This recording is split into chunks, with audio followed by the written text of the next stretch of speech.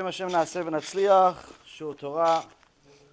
Good to be back in Aventura, Florida. Baruch Hashem. We have our series, our Pirkei Avot series, Baruch Hashem. We are up to 148 in the series. Today, Shir will be for Refuah Shlema to Ovadia ben Levana bat Sarah, David ben Esriya, Doris bat Jora, Elisheva Chaya bat Sarah, Betzalel ben Avraham, Dvora bat Mercedes, Yuda ben Dvora, and all of Am Yisrael B'ezrat Hashem will have Refuah Shlema, Refuat HaNefesh, Refuat HaGuf. So we have a very, very extraordinary in magnitude, but also as well as length, Baruch Hashem. Mishnah in Pirkei Avot. It's the longest Mishnah yet. And B'ezrat Hashem, it's going to be several shiurim. Thank you, several shiurim to complete it. I don't really know how many shiurim we're going to have. It really all depends on how deep we go. This is the type of Mishnah. I spoke to my Rav about it, and he said you could probably do 48, 24, 60, 72. You could do 102 shiurim at least on this Mishnah alone, at least. Really, you could do shiurim from here till the end of the world, morning and night, and we still wouldn't cover the whole thing. But he said if you really want to talk about every single midah that's mentioned, every single character trait that's mentioned in this Mishnah, you can do 102 shiurim, meaning we have 148 lectures so far about this entire Pirkei Avot. This Mishnah can double it. Now, B'ezrat Hashem, I don't think we're going to do that many shiurim. We're going to try to cover several midot in each shiur, several different aspects in each shiur. But the point being is that I want you to really understand that the extent of the Torah, the depth of the Torah, does not end with these shiurim. You're all still responsible and obligated to continue learning every day, whether you come to the shiur or you don't come to the shiur, whether you are learning in the morning or you're learning at night. You have to, ve'yigita bo yomam v'layla.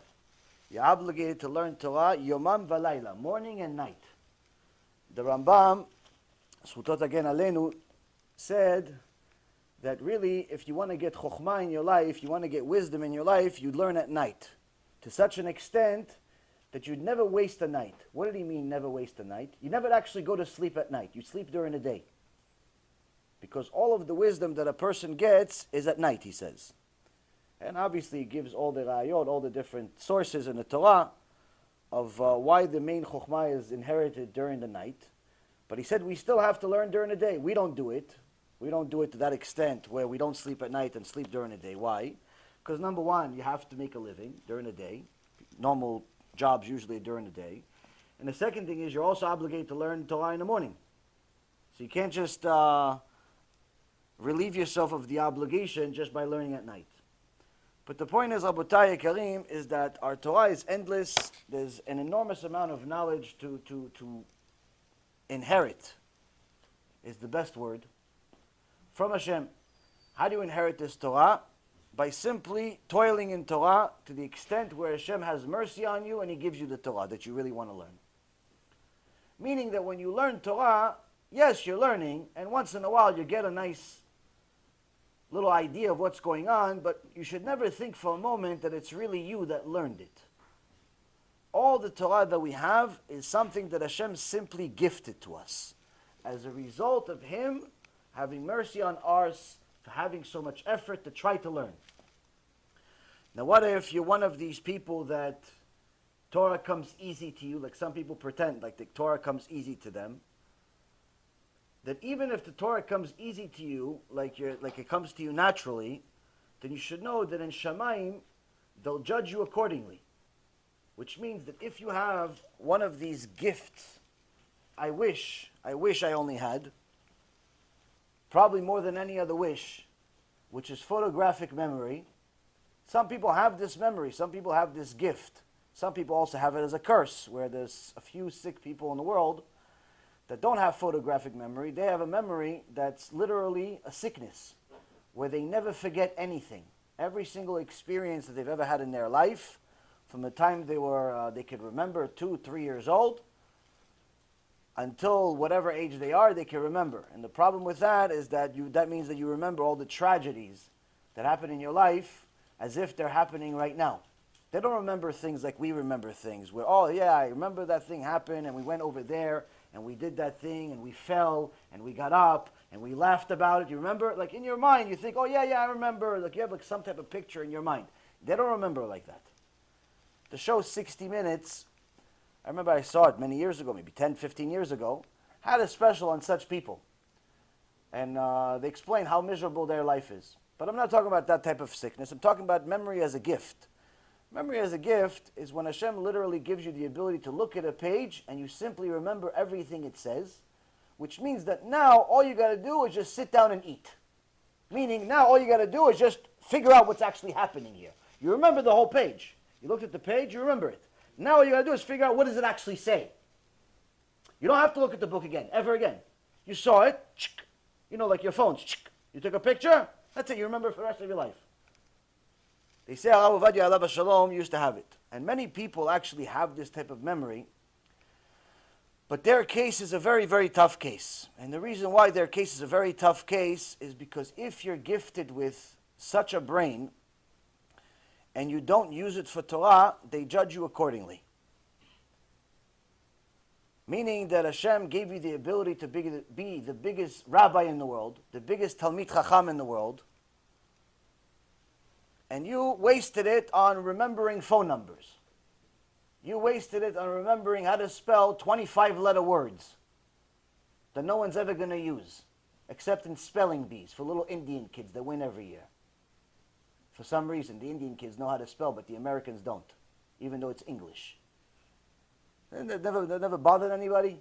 That the little Indian kids win every year, and the Americans that speak English as a first language are retarded in comparison? Doesn't that show you what generation we're in? That people don't even know how to speak their own language? Well, Rabotai Karim, this is not to insult people. This is to remind us that you are gifted something. You're gifted something.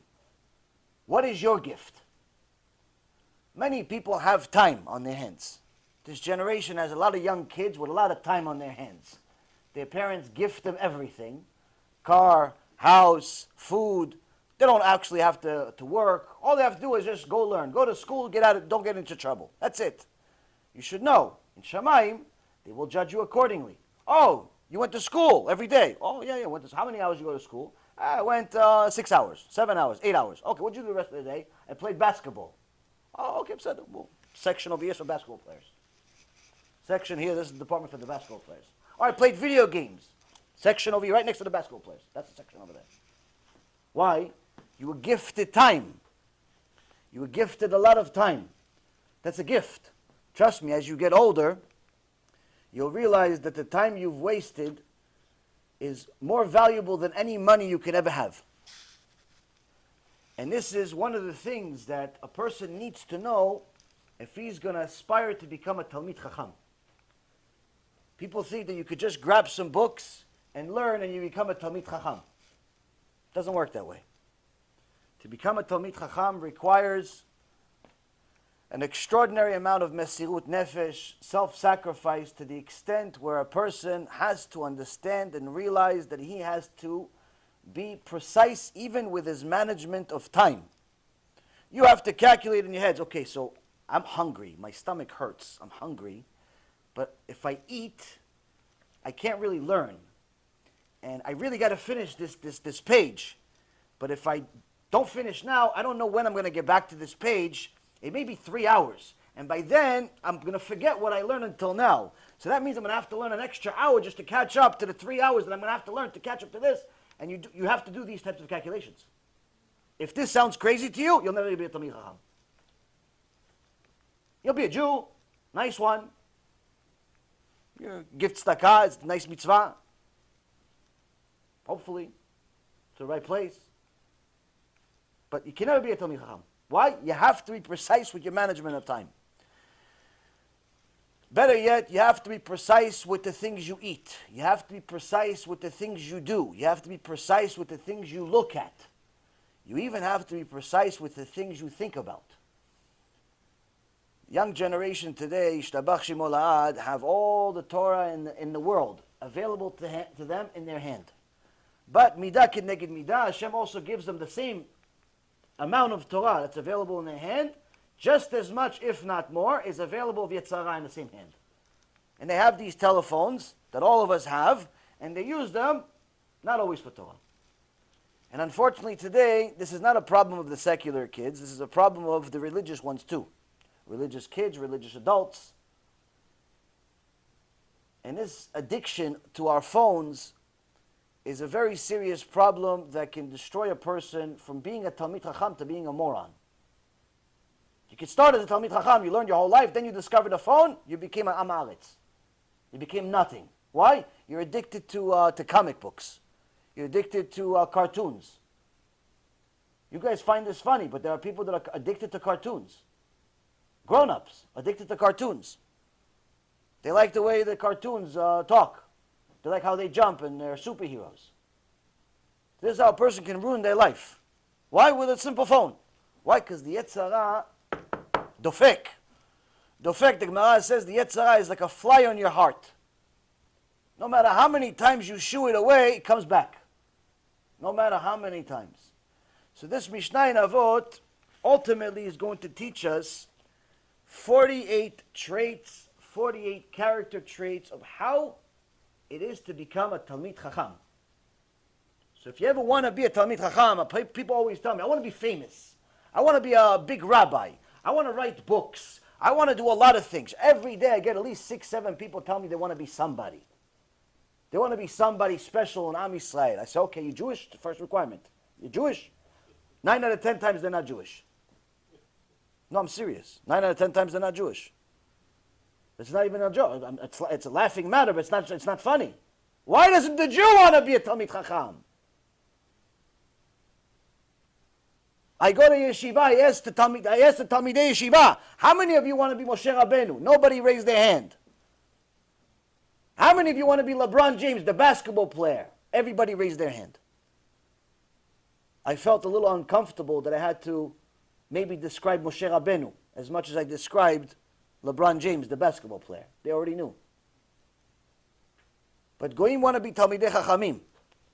So they listen to shiurim after shiurim because they don't have the same Yetzer as the Jew.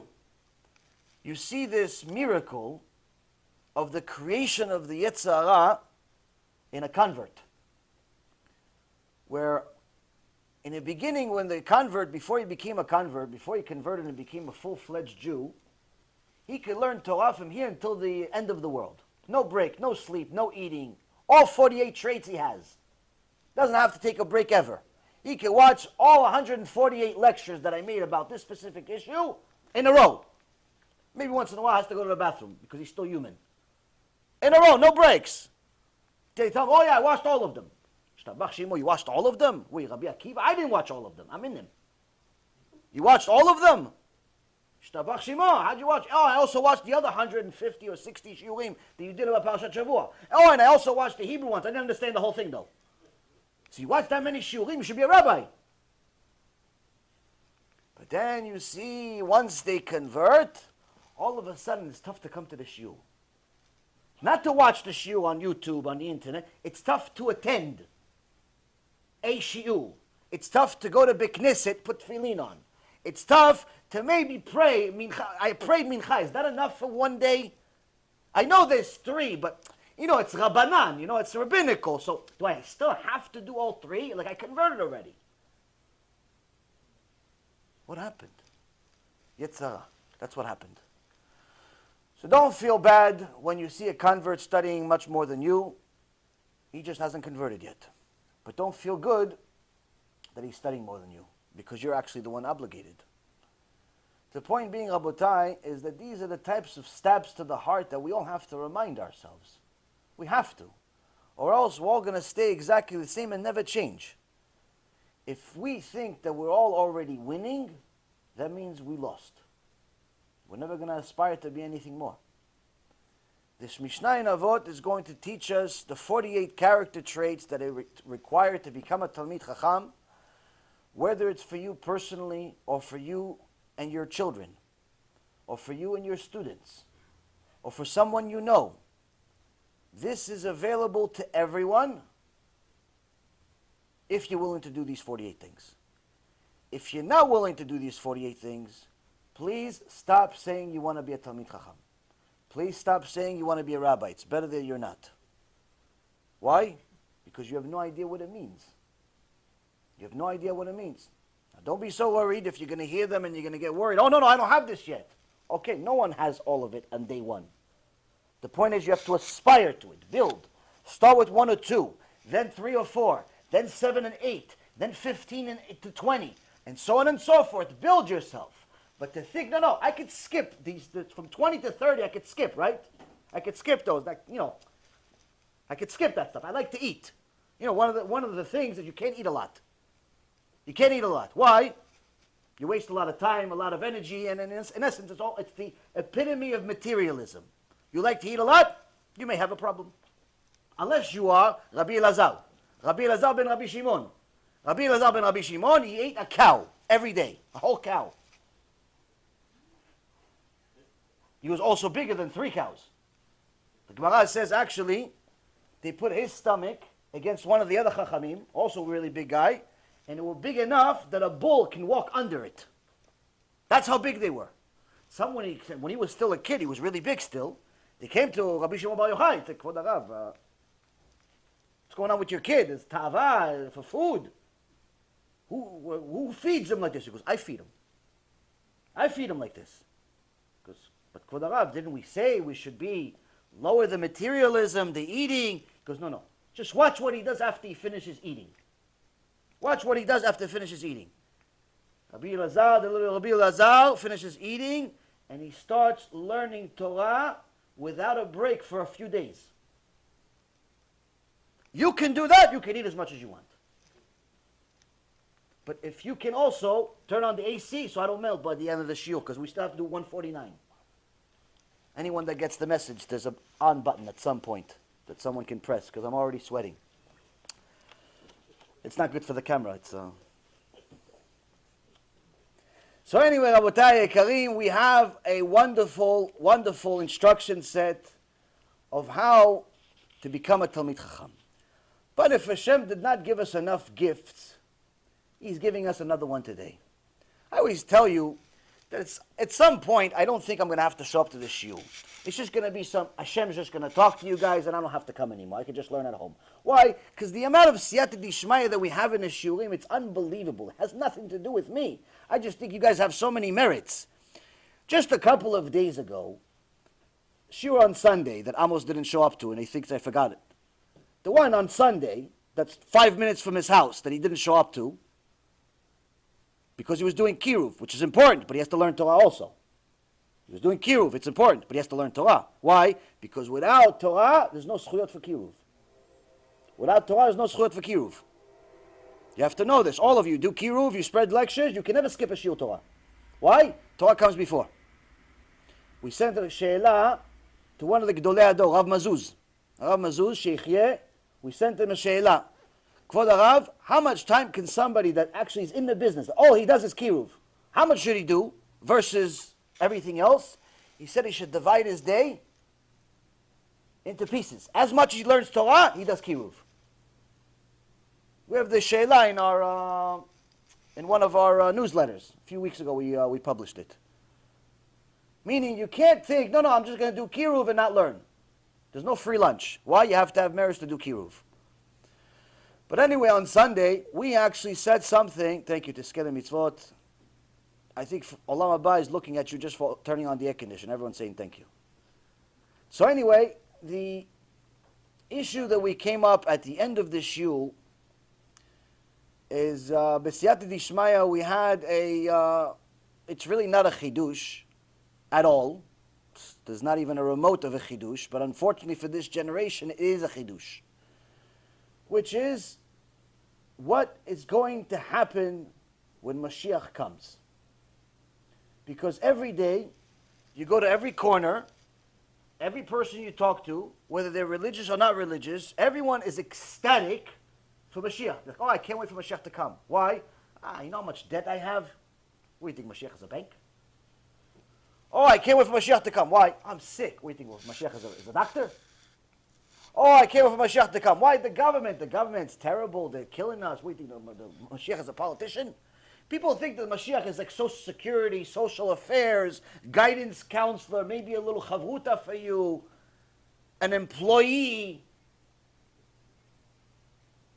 And when we actually explained a little bit that Mashiach is a king, the King of Kings under Hashem,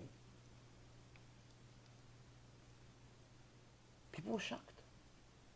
On the internet, I got questions from people I couldn't believe. Religious Jews. Religious Jews asking me, what do you mean? You're telling me that Mashiach is going to be like a king, like we have to serve him, and what, it's not going to be like we're just going to hang out? What do you think? There's going to be like a war? There's going to be problems? We have to do tshuva before? We can't do tshuva after? Take this, give me this one. It's very confusing to me. I don't know where they learn that Mashiach is a bank, a social security officer, maybe INS also to help us with immigration, maybe IRS also, so we don't have to pay all the taxes for all the money we don't make. I don't understand. Where did people get this stuff from? But people are confused. Why? They see trucks driving outside throughout the entire holidays, throughout the entire year. Mashiach, Mashiach, Mashiach. Every person is excited for Mashiach. Little do they know, if Mashiach came today, we'd be in deep trouble. Worse than Mitzrayim. Because once Mashiach comes, Rabotai Karim, there's no more tshuva. There's no more time. If you didn't do tshuva before Mashiach came, you should pray he doesn't come. If you're still not keeping Shabbat, you should read Tehillim every day. Don't come Mashiach. He's not going to help you. Uba leTzion Goel leshave pesha beYaakov. The Goel, the Mashiach, is coming. Who? To go and bring salvation to those that used to be Poshim. Used to be Mechalel Shabbat. What do you mean used to be? They did tshuva. That's who he's going to. Used to be the Gaftan that had an ego the size of the room. But now he's not. Now he realizes that he's lower than dirt. Why? Because that's, if Moshe Rabbeinu is nothing, we can't be more than Moshe Rabbeinu. It's not insults, it's reality.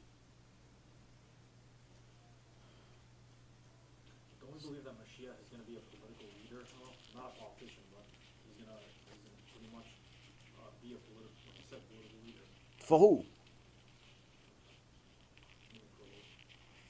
In what aspect? Politically, what do you think? He's going to go to Congress? No, but he's going to have a mission of bringing all. He's a king. No bringing nothing. He's a king. We serve the king. We're going to learn about it. B'ezrat Hashem, the rest of the questions are going to be answered. Why do I say this is siyata dishmaya? Because we said it and one of the people in the shul didn't really like it. He took offense to it. He thought I'm anti-Mashiach. So Hashem wanted us to learn about Mashiach. In fact, He wanted us to learn really more about what a king is. And that's actually the beginning of this Mishnah. Before we learn how to be Talmid Chacham, we have to learn how to be a king first. What is a king? Then, what is a Kohen? Then, what's a Talmid Chacham? That's the Mishnah. So apparently Hashem wanted us to learn this, Baruch Hashem. So it starts with the following. Mishnah is extensive. We're going to read the entire Mishnah from beginning to end, and then we're going to probably cover just the first two lines, which is just what it is to be a king. גדולת תורה יותר מן הכהונה ומן המלכות, שהמלכות נקנית ב-30 מעלות, והכהונה נקנית ב-24. והתורה נקנית ב-48 דברים, ואלו הן, בתלמוד ובשמיעת האוזן ובעריכת שפתיים ובבינת הלב, בסכלות הלב, באימה, ביראה, בענווה, בשמחה, בטהרה, בשימוש חכמים, בדקדוק חברים, בפלפול התלמידים, ביישוב, במקרא, במשנה, במיעוט סחורה, במיעוט דרך ארץ, במיעוט תענוג, במיעוט שינה, במיעוט שיחה, במיעוט צחוק, בארץ אפיים, בלב טוב, באמונת חכמים, בקבלת הייסורים, המכיר את מקומו והשמח בחלקו, והעושה סייג לדבריו ואינו מחזיק טובה לעצמו, אהוב, אוהב את המקום, אוהב את הבריות, אוהב את הצדקות, אוהב את המשרים, אוהב את התוכחות, ומתרחק מן הכבוד, ולא משיג ליבו בתלמודו, ואינו שמח בהוראה. נושא בעול עם חברו, ומכריעו לכף זכות, ומעמידו על האמת, ומעמידו על השלום, ומתיישב ליבו בתלמודו, שואל ומשיב, שומע ומוסיף. הלומד על מנת ללמד, והלומד על מנת לעשות.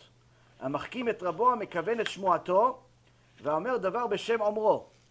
למדת, כל האומר דבר בשם אומרו, מביא גאולה לעולם, שנאמר ותאמר אסתר למלך בשם מרדכי.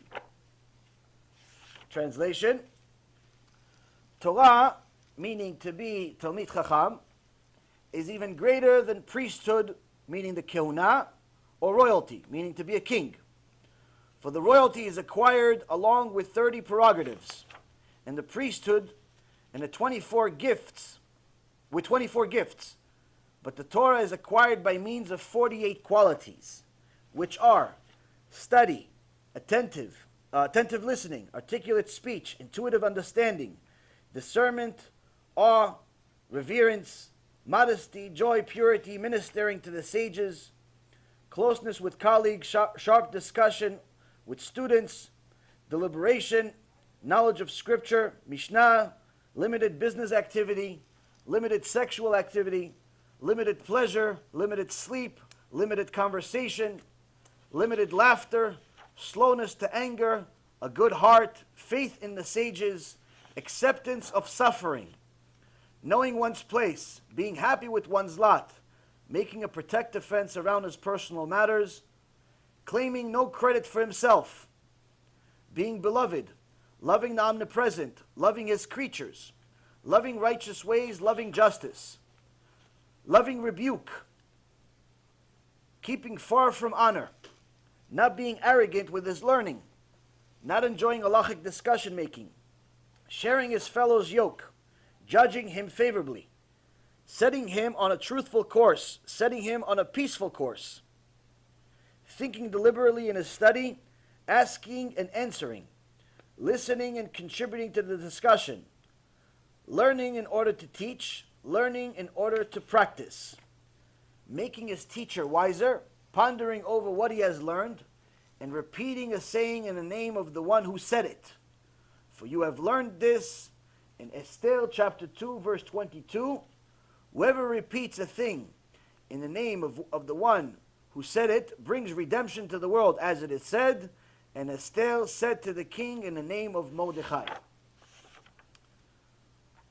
Be'ezrat Hashem na'aseh v'natzliach, and start covering the beginning of the Mishnah of what it actually means. גדולת תורה יותר מן הכהונה ומן המלכות, שהמלכות נקנה ב-30 מעלות. The first couple of lines, Torah is greater than priesthood and royalty, for the royalty is acquired along with 30 prerogatives. Now, in today's world, where you have a materialism confusing people to such an extent that they really think it's more important to be rich materially than rich in chokhmah, it's important to understand what the value of the Torah is. It's important to know what the Chachamim are. It's important to know why you're even in this world. There are three major crowns available to human beings in the world. One is a crown of a Talmid Chacham, someone that has Torah.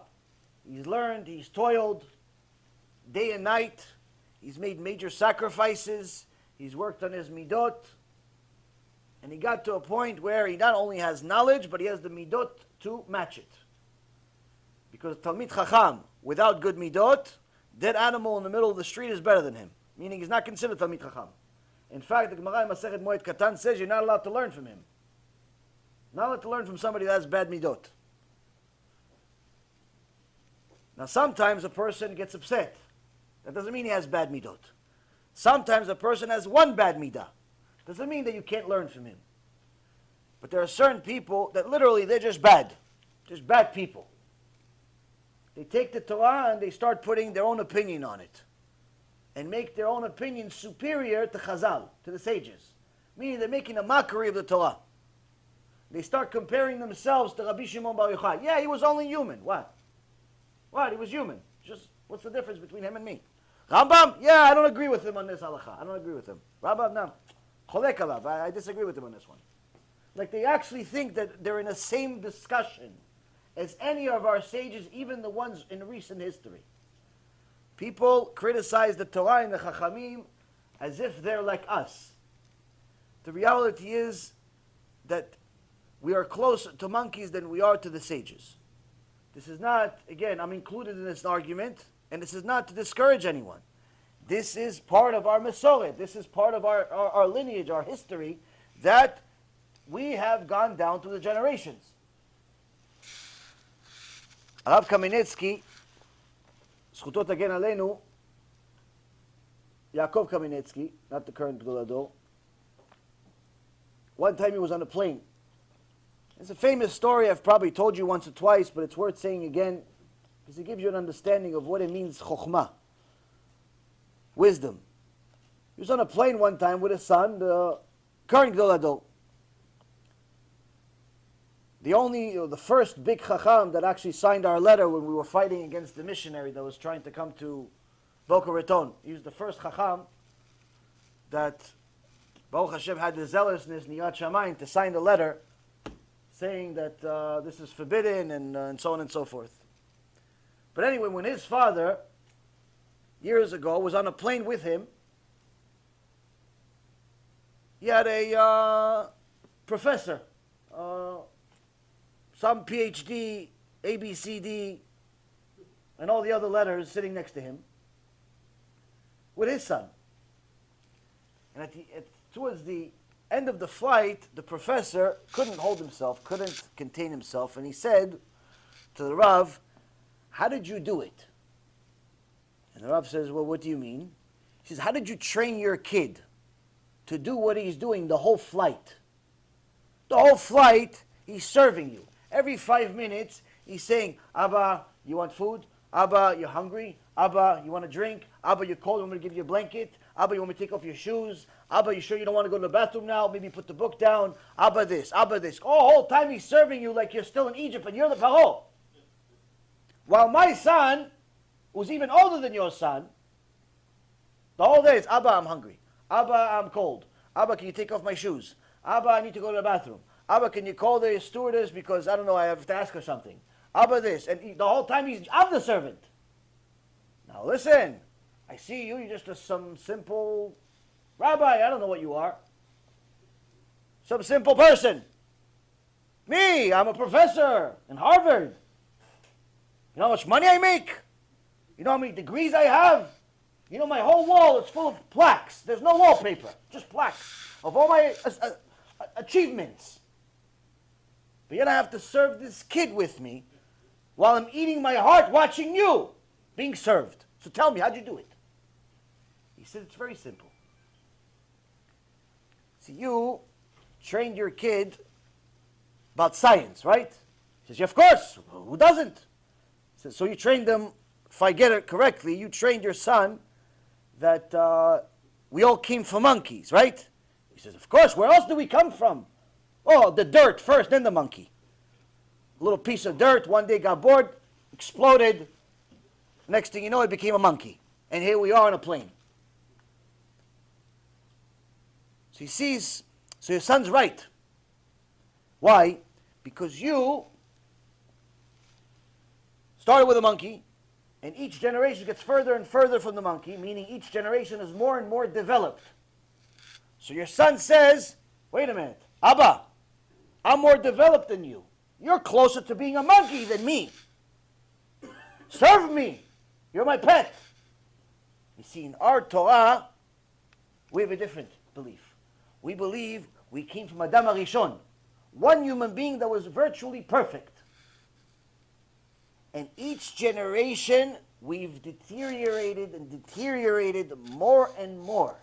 So my son sees me as I'm closer to perfection than him. That's why he serves me. That's why he serves me. This is a true story. I don't know if it made the person do tshuva, but it should have, if he doesn't have a heart of stone. If we don't have a heart of stone, a story like this should have made us do tshuva already years ago. Part of the problem is sometimes we have a heart that's such a hard type of stone, they make kitchens out of it. You know, it doesn't matter how many times you bang on the kitchen counter, it doesn't break usually. Why? It's stone. It's really tough stone. Sometimes our heart becomes that stone. When Mashiach comes, it's not going to be available to have such a heart. We have to fix it before. The Gaon Mivina says in Igeret Agra to his wife, if the children curse, hit them. Hit them. Gadol Hador, biggest rabbi in the world, is saying to his wife, hit the kids? Isn't this ancient history? Isn't this how the bad people behave? He goes, no. If they curse, that means it's a sign that their hearts have become stone. And the only way to get the stone to where we need it to be is by breaking it. You have to hit them. Now, you didn't mean hit them like punch them in the face and give them black and blues like some psychopaths today do. Hit them to the point of fear. Just give them a little slap on the butt and, hey, I'm the boss. You're the child. People don't believe in this anymore. In my days, my mom had a shoe that was a boomerang. Where'd she go? You don't even know where she was. Somehow the shoe always hits you. Didn't matter. She was downstairs. You were upstairs. The shoe hits you. Today somebody does it, they go to jail. The kid calls the cops, the mom goes to jail. Parents are scared of kids. Hashem Yerachem. Parents are scared of kids. Kids are like running the houses. The only thing that can save us, Rabotai Yekarim, is the Torah. Is the Torah. That's the only thing. Why? That's the instruction set. If the parent starts disciplining themselves, the kids will not need as much discipline. But if the parent does not do tshuva, there's no hope for the kids. The parent doesn't do tshuva, the kids are going to do whatever they want. Why? They're going to look at you and say, well, you're going to nightclubs every night. What do you want me to go to kollel? Ha! You're kidding me, right? You're going to clubs, you want me to go to kollel? You go to kollel, I'll go to nightclubs. Yeah, but you're only 6. So? The kid wants to go to nightclubs. Why? He sees Ima goes to nightclubs. So the first and most important thing that a person needs to know is the Torah is not just an instruction set that you can use if you want to build a Lego a nice way. You know, because sometimes you can build something nicer than the instructions in the Lego pieces. Sometimes you don't need the instruction set to build the little car. You can build it without the instruction set. But life, you cannot do without an instruction set. You can live like you could actually be alive, like a dog is alive, a cow is alive, a deer is alive, the little rat in the subway station in New York, he's alive also. There's a lot of people that are alive, grinding water, waiting to die. Many of them can't wait to die. But that's not life. That's just dying slowly. That's all it is. Real life, Rabotai Yekarim, can only be done through the instructions of the Torah. Because the Torah will teach you how to be happy, how to be successful in business, in marriage, in raising children, in everything that you want in the world. You don't really have to ask any questions. The Chafetz Chaim Alav Shalom used to say, people pay so much money for advice. Just look in the Torah, it's in there. It's in the Torah. Reading self-help books, going to gurus, going to these different meetings, AA, ABC, CED. Yeah, where are you going? Just look at the Torah, just do what it says. Do what it says. It's simple. But it's not simple. Why is it not simple? Because unlike every other subject in the world that you can study until you're blue in the face, the Torah has a big wall in front of it. It's called the Yetzer. And the Yetzer will do everything and anything possible to stop you from learning. All of a sudden you want to go to a shiur, flat tire. All of a sudden you want to go to a shiur, the baby's crying. All of a sudden you want to go to a shiur, all of a sudden you have a little headache. Your foot hurts. You forgot that you have to pay bills. You're really hungry. Your stomach hurts. 1.5 million things. I just want to go to shul. Ribono Shalom, it's 15 minutes from here. Can't go to shul. Arrived 3 hours late. Oh, Rabbi, you finished? Yeah, we had a 3-hour shul. What do you want, to be 9 hours every day? That's a Hoshana Rabbah. Hoshana Rabbah, 9 hours. Shtabach Shimo. Every what do you want me to be here for 9 hours? This Rabotai, Yetzer shows up for the Shiur Torah. Why? What else is he going to do? He has to make sure you don't learn Torah. Because Torah is a gift. It's a gift that keeps on giving. When a person understands that the crown of Torah is the biggest and most important crown in the world, it's the only crown he's ever going to want. But as long as a person thinks that maybe being rich like a king is better, maybe being powerful like a Kohen is better, maybe being famous like the Kohen, he goes to the Kodesh Kodashim and everybody waits patiently. Oh, what is he doing? What is he doing? Is he alive? Do you hear the bell ringing? Or maybe. What is he doing? Oh, I don't know. Is he alive? Check. Look in. No, I'm going to die. No. Everybody's waiting. Why? He's like a celebrity. He's like a celebrity. People willing to pay millions to be a Kohen, even though they knew they weren't a Kohen. The guy's not even a Kohen. He paid millions of dollars to become a Kohen. Not realizing, by the way, you realize that next year you have to go into the Kodesh Kodashim, and if you're not a Kohen, you're going to die on the spot. It never came to his mind. It never entered his mind that with all the millions that he's paying to become a Kohen, next year he has to be the Kohen that goes to the Kodesh Kodashim. And if he's not a Kohen, or even if he's a Kohen, but he's not perfect in his righteousness, in all of his midot, in all of his tefillot, and everything, if he's not the Gedol Adol, verified by a signature of Hashem, he's going to die on the spot. No second chances. Never entered his mind. You know how many of them? For over 300 years we had this. Year after year, year after year, year after year, another moron buys the kehuna and goes in and dies, and somebody else comes in the next year. No, I'm going to be better. I paid 5 million. The other guy only paid 1 million. The other guy pays 10 million, 20 million. It's like sometimes you see on Rosh Hashanah or Yom Kippur, people buy the aliyah, 100,000, 200,000, 300,000. If I was the rabbi, I says, no, keep your money, just keep Shabbat. Don't give the 100,000, just keep Shabbat instead. I'll pay you 100,000. One time we had a shiur, somebody wanted to give tzedakah. I said, no, do me a favor. I'll give you the money, just stay in the shiur. I'll give you the money, whatever you want to give me, because you want to leave in the middle of the shiur. I said, no, hold on a second. I'll give you the money. Whatever you give in this check, I don't know what's in the check. Whatever in this check, I'll give it to you. I don't have it, but I'll find it. I'll give it to you. Just stay in the shiur. Don't leave early. People think you can buy righteousness. It doesn't work that way. It doesn't work that way, Rabotai Karim. So the first and foremost important thing to know, the crown of the Torah is the ultimate crown, and that's what we're eventually going to learn about. Crown of priesthood also has its ma'ala, and crown of royalty has its ma'ala. But the Torah is greater than both of them, not because the Torah is acquired with more traits, more qualifications, 48 verses 30 and 48 verses 24. It has nothing to do with it. Rather, that the Torah requires a person to change himself in order to get it. Whereas the priesthood and the kehuna, the priesthood and the malchut and the royalty are things that you simply get because of your father, who your father was. It's hereditary.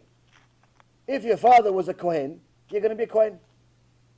Unless you're one of these people that buys kehuna, but today it's not really common. Unless it's a joke. It's not common. If you wanted to be a king, your father had to be a king. You can't just decide to be a king. If you want to be king of Am Yisrael. But there were certain exceptions. There were certain exceptions to the kinghood of wicked kings. One of them we heard about in Hanukkah.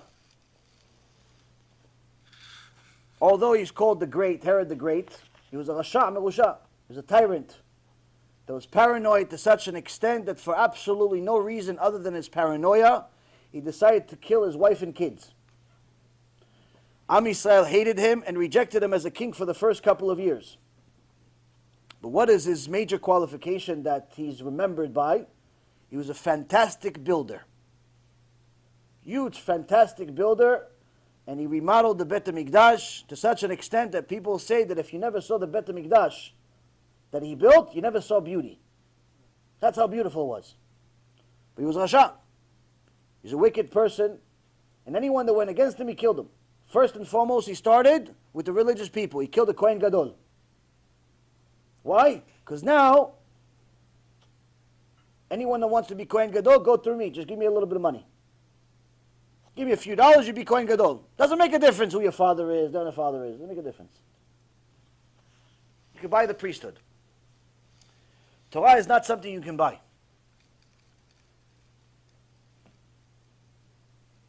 While royalty and priesthood have fewer prerogatives, the proof is not quantitative but qualitative, the Chachamim explain.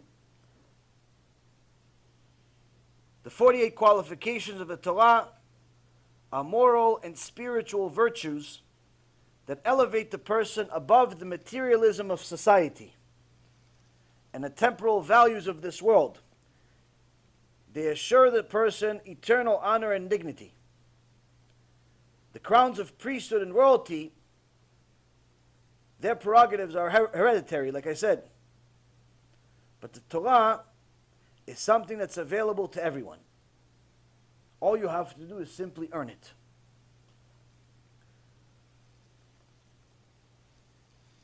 But what does it actually mean to actually have this? What does it mean to have these privileges of being a melech? What is a melech? What is a king? Now, even though the melech has to be focused on helping Am Yisrael day and night, no different than Moshe Rabbeinu was, and Yoshua ben Nun was, and David HaMelech was, and Shaul HaMelech was, all of our righteous kings, they were busy with the people all day. But nonetheless, there's certain laws that pertain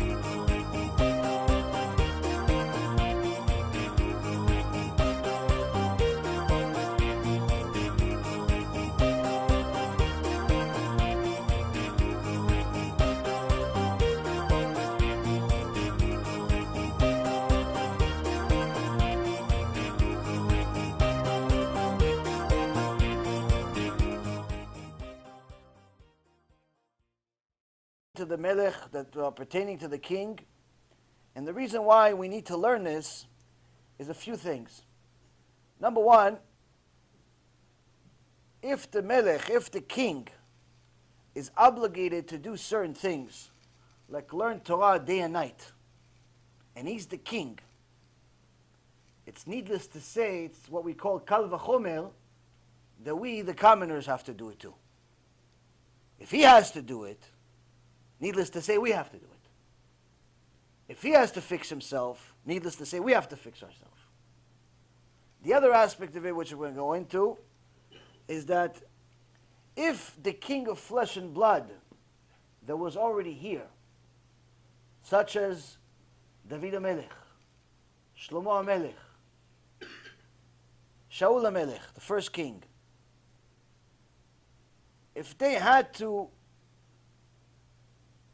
lead Am Yisrael with such a strong hand, where certain laws do not even resemble the political correctness world that we live in. You're going to hear a very troubling story in the beginning about Shlomo HaMelech, how he started his kinghood. And it's not politically correct, and it doesn't even make any sense for anyone who doesn't know all the details. But in order to be a king, you have to have a strong hand. Or else, quality number one is gone. Which is, you have to force the people to fear you. People have to fear you, but not fear you to the point where they despise you. Oh, you're a tyrant like Herod and all these Rishayim. No, no, no. They have to fear you. No, you're the boss.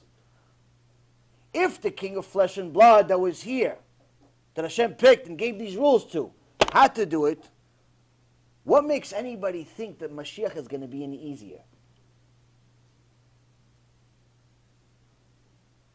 That's the confusing thing that we have today.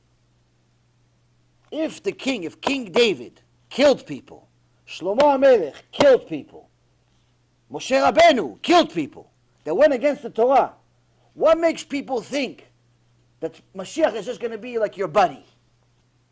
Of course, if he did tshuva, tzaddik, shtabach shemo.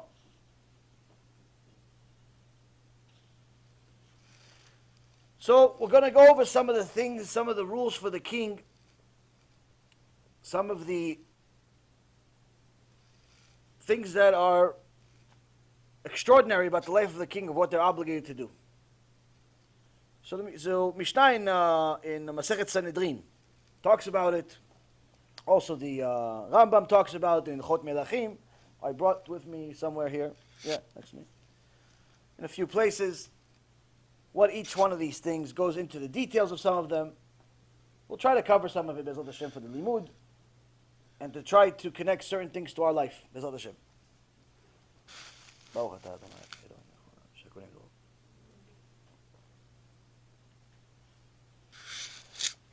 So out of the 30 things of the king, first thing shows up is the king cannot be a judge.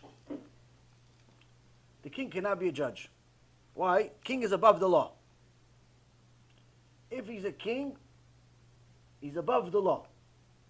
To the extent that even if there is a bet din, they judge, he decides otherwise, there's no election process, we're shutting down the government.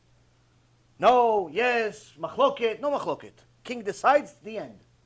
Why? He's one level below God. Why is he one level below God? Because God put him there.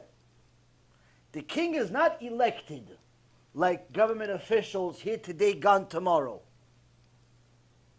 Oh no, it's a 4-year term, it's an 8-year term, but if you're in Russia, it's a lifetime term, or else he kills you. No, no, no. King is there forever, until he dies. And after that, his family continues. Why? God picked him. God decided he's going to be king. He sent a prophet. The prophet got together with the Sanhedrin, the 70 of the Sanhedrin, said, you're the king. God decided. God chose you. God elected you. No one went against him. No one voted against him. You won the vote. This, Rabotai, is something that is not different than Mashiach. I know that I tell you every week there's at least 2 to 3 Mashiachs that contact me a week. This week so far we're at 1. So we're on par to get 2. Our weekly 2. 1 new one. Last week we got 3 though. Last week we got 3 new Mashiachs. But the real Mashiach is not going to have to publicize to the world that he's Mashiach. This is one of the things that is extremely critical to understand. People try to tell you, no, I'm Mashiach. Why? I see things. I see things. I think about things. I feel things. Maybe it's gas. Maybe you have a headache. Maybe you're just crazy. Maybe your ego is bigger than the world. And you just want to tell people what to do. Which really, by the way, that's where it comes from. It all comes from ego. People want to just tell people what to do. They want to be Mashiach. I'm like, do you know the entire Shas by heart back and forth? What's the Shas? Oh, okay. You're not Mashiach. You know what the Shas is? You're not Mashiach. Why? Because the Mashiach knows the entire Torah. He's a huge Talmid Chacham. He doesn't just give shiurim. Big Talmid Chacham. Giant.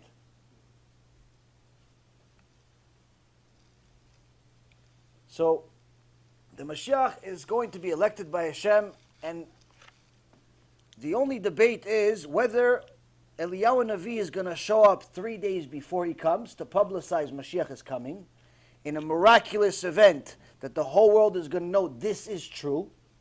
Like there's not going to be any machloket. There's not going to be any debate. Is it Mashiach? Is it not Mashiach? When Eliyahu Navi comes, done. all the Chachamim, even if they debated each other their whole life, will agree he's Mashiach. There's not going to be a debate. No, but my guy is better. My guy is much better. I think he's Mashiach. No, not your guy. No, his guy. There's no more. There's no debate anymore. The only debate is going to be if Eliyahu Navi is going to come 3 days before or on the same day. And the only reason why there's a debate is because the Navi says that Hashem is going to send Eliyahu Navi 3 days before Mashiach comes. But Halacha says there are 13 principles of faith. We have to believe that Mashiach can come on any given day. So how could it be tomorrow if I know that Eliyahu Navi has to come 3 days before? That means he can't come tomorrow. He can come in 3 days from now. Says, so the Chachamim Mechachim, they give a chidush. The Marsha says, from here we learn he can literally come together with Eliyahu Navi. You don't even have the 3-day warning. So the first thing is the king is above the law, but still obligated to the law. Where if he breaks certain laws, they still have to actually hit him. They have to lash him. Imagine you hit the biggest rabbi in the world, David HaMelech, Kodesh Kodeshim. You're the one that's responsible to give him lashes. Shem Yachem. But there's certain things why there's laws in the Torah that even he has to comply with. He has to comply with all of them, but nonetheless, he's above the law as far as he's not allowed to be a judge. He's also not allowed to be brought to trial, meaning you can't sue him, you can't use him as a witness, because if he says one story, his version of it, even if he's wrong, everyone's going to take his side. So it ruins the case. It makes the whole law worthless. Also, if he's a judge, he looks at one of the sides he rebukes them. Automatically, everyone says, oh no, they must be guilty. He rebuked them. Not realizing that he's rebuking them because he needs to rebuke them, but not necessarily because they're wrong on everything else. He's never a witness. He's never brought to trial. Nor do witnesses testify for or against him. He does not perform chalitza. The mitzvah of Yibum is a very, very common subject in the Gemara. We learned about it actually 2 weeks ago. 2 weeks ago, I believe, in Parashat Shavua, from the story of Yehuda and Tamar. When Er and Onan, the two sons of Yehuda, died, after the first one died, we see already that the oral Torah was already there. How do we know the oral Torah was already there before Matan Torah? That was nearly 1,000 years later or 500 years later. How do we know? Because they already had the mitzvah of Yibum. What is Yibum? When a person dies, he's married, he dies, but there's no children, then it's a mitzvah for his brother to marry the widow, to marry his brother's widow, and have a child in order to continue the lineage of his brother. Now what if he doesn't want to? He doesn't want to marry her. Then there's the chalitza.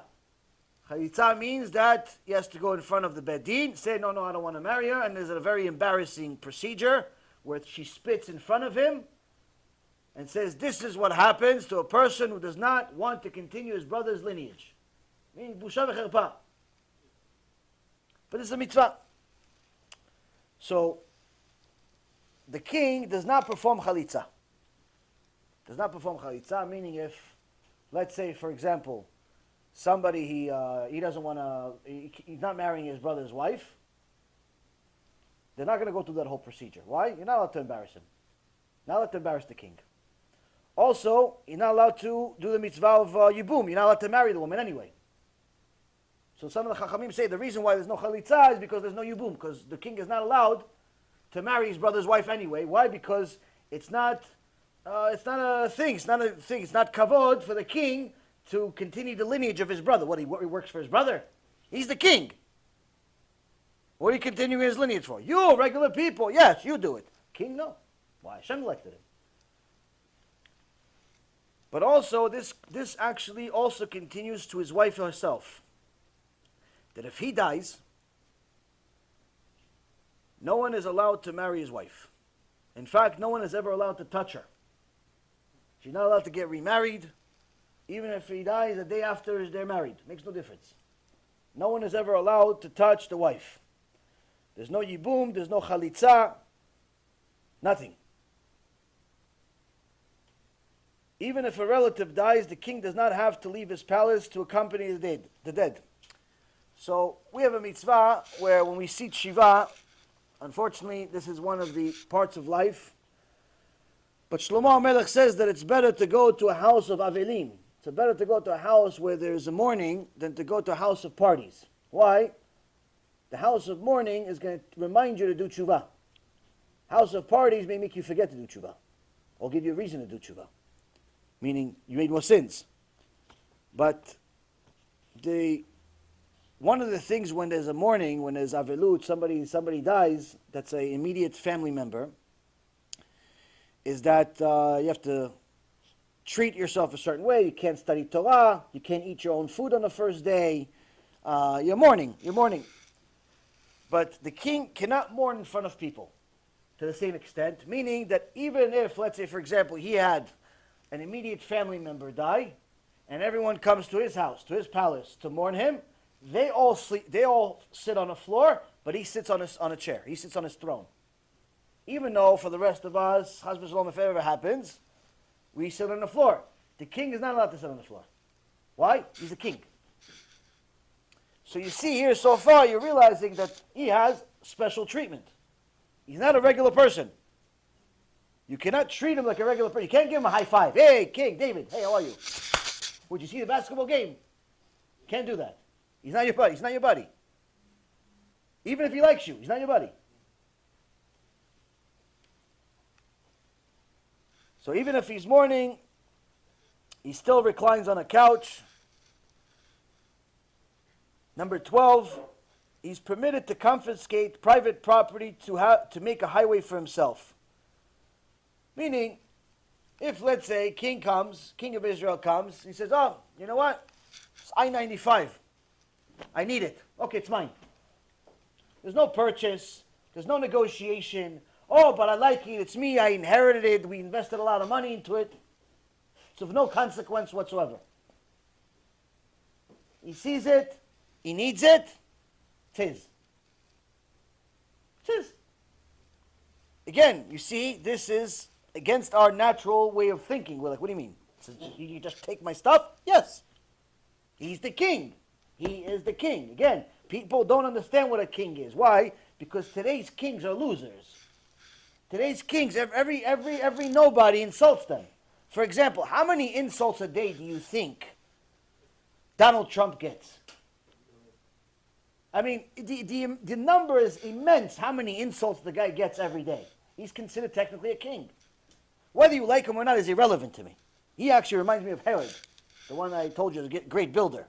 It really does. You think about it. You look at the history of Herod, you look at Donald Trump, he was hated in the beginning, he was a builder, and so on and so forth. It reminds me of it. The point being is that regardless of whether you like him, don't like him, voted for him, didn't vote for him, it doesn't make a difference. Just imagine what kind of nightmare his life is.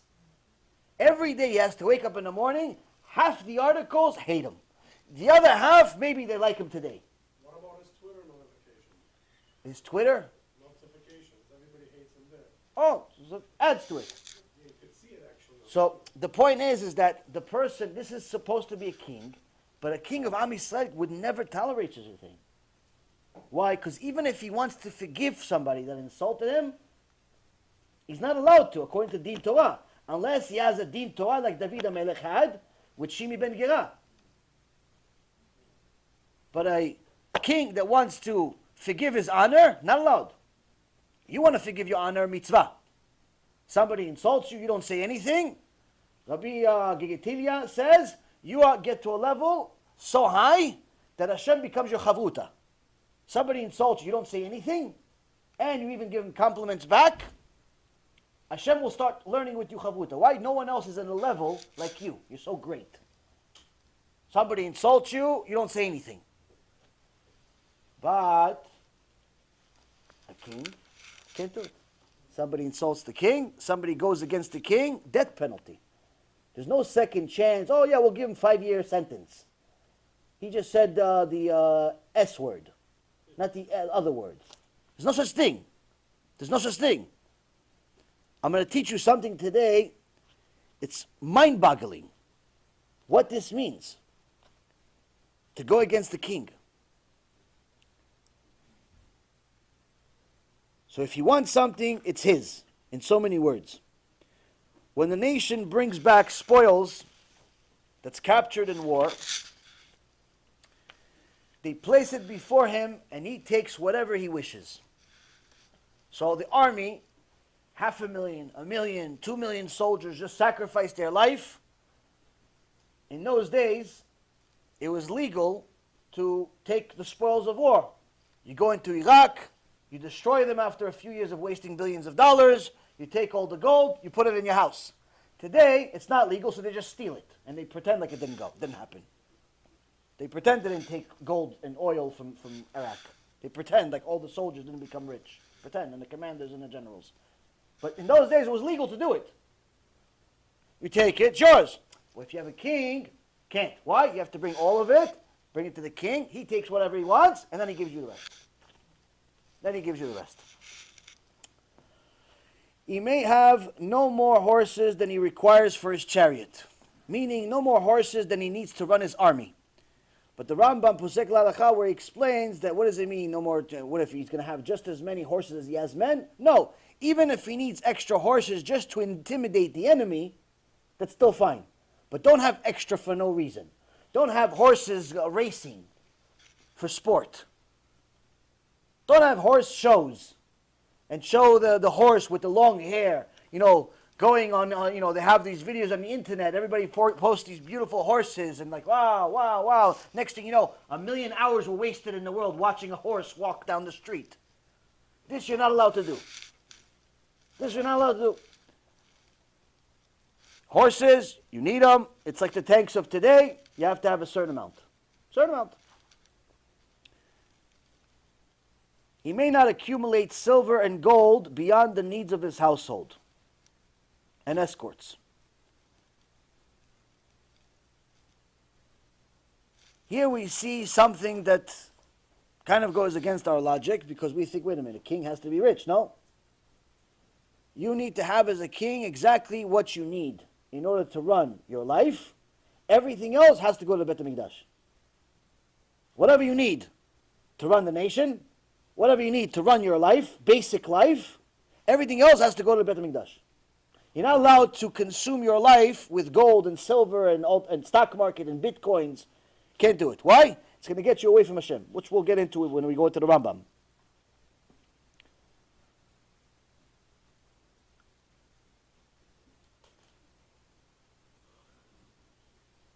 The Torah scroll is written especially for him. He must be with him in battle, in a city, in a state, when he's traveling, when he's at rest. He has to have a Sefer Torah. If he inherited a Sefer Torah from his father, from the previous generation, then he has to write one Sefer Torah. If he didn't, then he has to write two. But this Sefer Torah has to be with him all the time. When you hear the reason, you're not going to believe it. We're going to get to it. But it has to be with him at all times. It has to be with him at all times. Except when he goes to the bathroom, showers, and places you're not allowed to have Sefer Torah. But if he goes to war, if he's in a cave, whatever it is, he has to have a Sefer Torah next to him. Like next to him. Like, your little kid holds a teddy bear, he holds a Sefer Torah. You hold your phone, he holds a Sefer Torah. No, some people hold their phone like it's a teddy bear. It's always with them. Sleeping with the phone. You come to Shiur Torah, they fall asleep with the phone.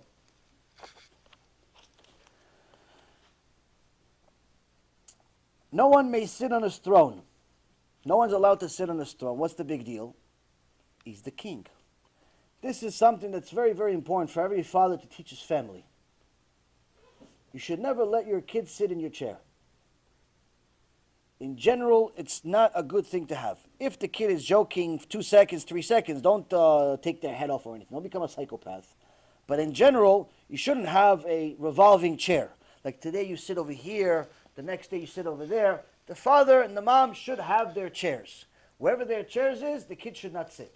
Why? It's a certain amount of respect that the kids have to have, that Abba and Ima have spots that do not touch, do not enter. Sometimes you see certain houses where the kid sits in the father's chair and the father wants to come sit and say, no, I'm sitting here today. What do you mean you're sitting here today? You're 9 years old. Go sit in your chair. No, I'm sitting here today. It's not the kid's fault, it's the father's fault. He gave him too much room, became too friendly. Needless to say, with the king, it doesn't tell you to get off. The soldiers usually do it with a sword.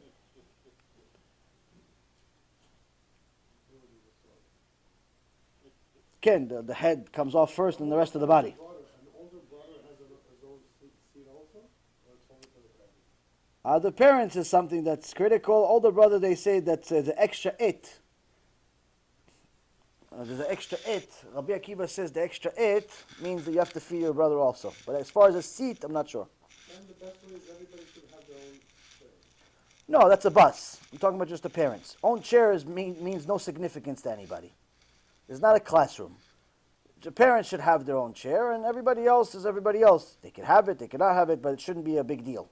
If one kid wants to sit in a different seat, or his brother's seat, his sister's seat, it's not a problem. The problem is when they violate the space of the parents. That's more critical than the kids' seats. Next thing is that no one is allowed to ride his horse. What is the age of the kid that he can sleep with his parents? Like 1-year-old, 2-year-old. They tend to like to sleep with their parents. So is the Torah It's not an ideal situation, and once the kid gets a little older, but yeah. Yeah, but what is the age like? Depends if it's a boy or a girl. Let's try to stay focused on the king for now. We'll talk about the other questions after. I don't want to lose concentration. Depends. It's different for a girl and a boy, and also different on where you're at with your life. If you tell specific rules to a chiloni, he starts hearing. He says, "Oh, you guys are crazy. I'm not keeping Shabbat anymore." Tell somebody to a dati, someone that's religious, tell them, "Listen, your daughter that's 6 years old, 7 years old, she shouldn't be sleeping in the bed with Abba and Ima. It's not good. It's terrible. It's actually awful. It's not allowed," and so on and so forth. Oh, sure. Sorry. I didn't know. You tell this to a Mechalel Shabbat. What do you mean? My daughter? You're thinking about my daughter like this? You're sick. You religious people are sick. But you know what? As you would have it, I actually got a story. Makes me want to vomit, but I actually have a story from 2 nights ago I got from somebody that unfortunately sleeping in the bed for too long led to a lot of problems in the family. I'm not going to go into the extensive details because it's going to make me vomit and lose my concentration, but the point is that these stories are very much a protection from the Torah is a protection from these stories. Ride on a horse. No one's allowed to ride on his horse. No one is allowed to handle his scepter. No one is allowed to see him when he gets a haircut. He gets a haircut every day, the king. No one is allowed to see him even when he gets a haircut. Why? It's like a time of vulnerability. In today's world, I learned from Rabbi Yaron many years ago that the number one fear that a politician has when he's about to meet another politician is to sneeze. Sneeze. Admit. Now you think this is funny, right? But it's actually true. There's actually a couple of them that were caught on camera that said it. One of them, I believe, was Bill Clinton. Either Bill Clinton or Bush. That said they didn't realize the mic was on. And he said to the other party, the other president, whoever it was, "Oh, I hope I just don't sneeze." But it's a known thing. Why? Because it doesn't matter how strong you are. You could be Putin that pretty much runs the country as big or bigger than America with more weapons and so on and so forth, and everybody's scared of him. Or you could be Trump, that thinks everybody's scared of him. And you could be Netanyahu, who wants everybody to be scared, but no one's scared. You could be anyone you want. Reality is, you feel strong. You're president. You're king of today. So you don't show anybody that you have any weaknesses. You never go to a meeting with a stomach ache, tell them, "Oh yeah, I have a little bit of bad stomach. I ate some chulent on Shabbat, it didn't go away." You don't say stuff like that. Why? You have to appear strong to the media. Even if you're losing the war, he said, "No, we're doing great." What do you mean? 900,000 people died yesterday. We're doing fantastic. This is a necessary turning point. This is a necessary... What do you mean? You think I'm joking? Look at the history books. Lincoln in the middle of the Civil War. In the middle of the Civil War, the worst part of the war. He says, "We're doing great. We're doing so great, we're going to make Thanksgiving a national holiday to thank God for how great we're doing. What do you mean? You just lost half your soldiers in the last 2 weeks. We're doing fantastic, everyone. This is a show of power. It's necessary. Also, you run a business. You run a business. What do you think? Bear Stearns. You guys know Bear Stearns? No. Okay, big, you know anything in the financial market? Citibank? What do you bank, people? You guys have banks? Or you guys just work on bitcoins? So anyway, some big bank. There used to be a bank. There would be a place called Bear Stearns, Lehman Brothers. Big companies, okay? Coca-Cola of banks, okay? Coca-Cola of banks, one day was $118 stock, meaning $118 a share. On Friday, they're $118 a share. They've been around for over 150 years. They have more employees than they have, desks. Massive company. Everybody knows them except this generation. Why? Because they died. How? Overnight. On Friday, they were $118 a share. By Monday morning, J.P. Morgan wasn't willing to buy them for $2. For $2. They weren't willing to buy them. The government had to force them to buy them. They had to force them to buy them for $2 a share. Why? Because they had so much leverage, so much loans that they had that were never going to be paid. Pretty much bad investments that everybody knew is not on the books. It's on somebody else's books. It's not on the books, meaning that when it comes on the books, the $118 a share is worthless, zero.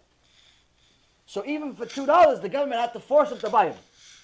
All those employees, figment of our imagination. All the computers, all the stuff, it's just digital. Today, by the way, you should know, no one actually has real money. It's all digital. Just numbers on the computer. Just the numbers on the computer. No one actually has real money. No, they don't. It's just computers. No one walks around with money. Anyone who walks around with money can't use the money anyway. Why? Because no one takes money. You want to buy a house, you can't pay cash. It has to be in a bank. The drug lord doesn't want to be a drug lord anymore. Why? Because no one can use his money. It's useless.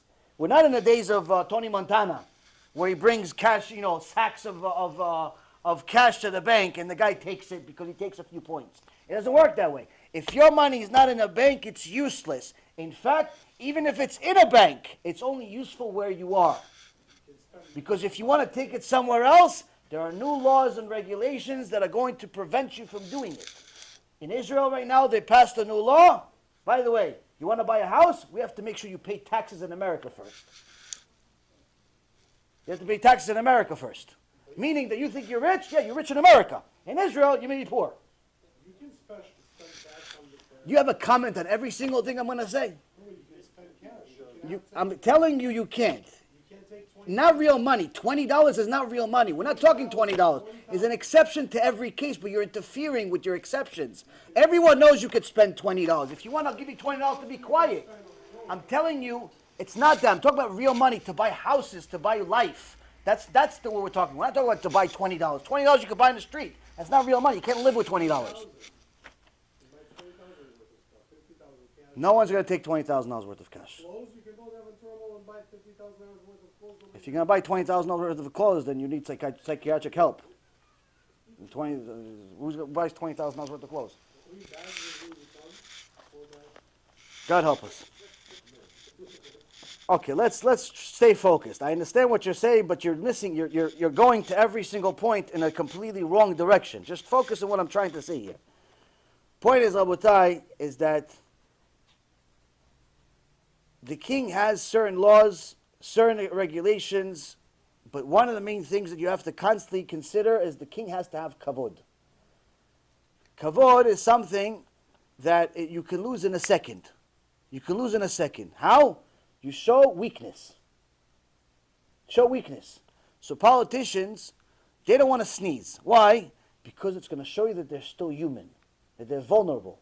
Why? Because it doesn't matter how strong you are and how many people follow you and how many nations pay you taxes. You sneeze, you're like everybody else. You sneeze, like everybody else. Your body loses control a little bit. And like you don't know, no one knows how to sneeze. Some people do it really loud. Some people do it slow. Some people feel it looks like they're choking. Like no one knows how to really do it. You're like lost control. That's the nightmare of a politician. I'm telling you. Permit. Look in the books. You say. So anyway, a person cannot see the king getting a haircut, or naked, or in a bathhouse. You can't go to the mikveh with the king. Also, he has to be appointed by a prophet. You can't just decide one day, listen, you know what? This seat looks good on me. I'm going to be king for now. I'm going to be the king. It doesn't work that way. He has to be by a word of a prophet, meaning the word of Hashem. Hashem tells the prophet tells the people. The king must also be from among you, and not from the outside of the land. What does it mean? He has to be from among you.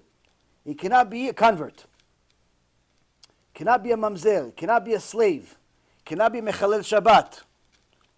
Cannot be somebody that goes against the Torah on a regular basis, decide that he wants to shave with a razor. He has to be considered one of your brothers. One of your brothers means he keeps Torah and mitzvot. No such thing as a mechalel Shabbat that's ever going to be a king, unless he's a wicked king, which is not elected by Hashem. So here I've gone over the 30 in a brief, but now we're going to go into a little bit more of what it actually means. Now, the Rambam in L'chot Melachim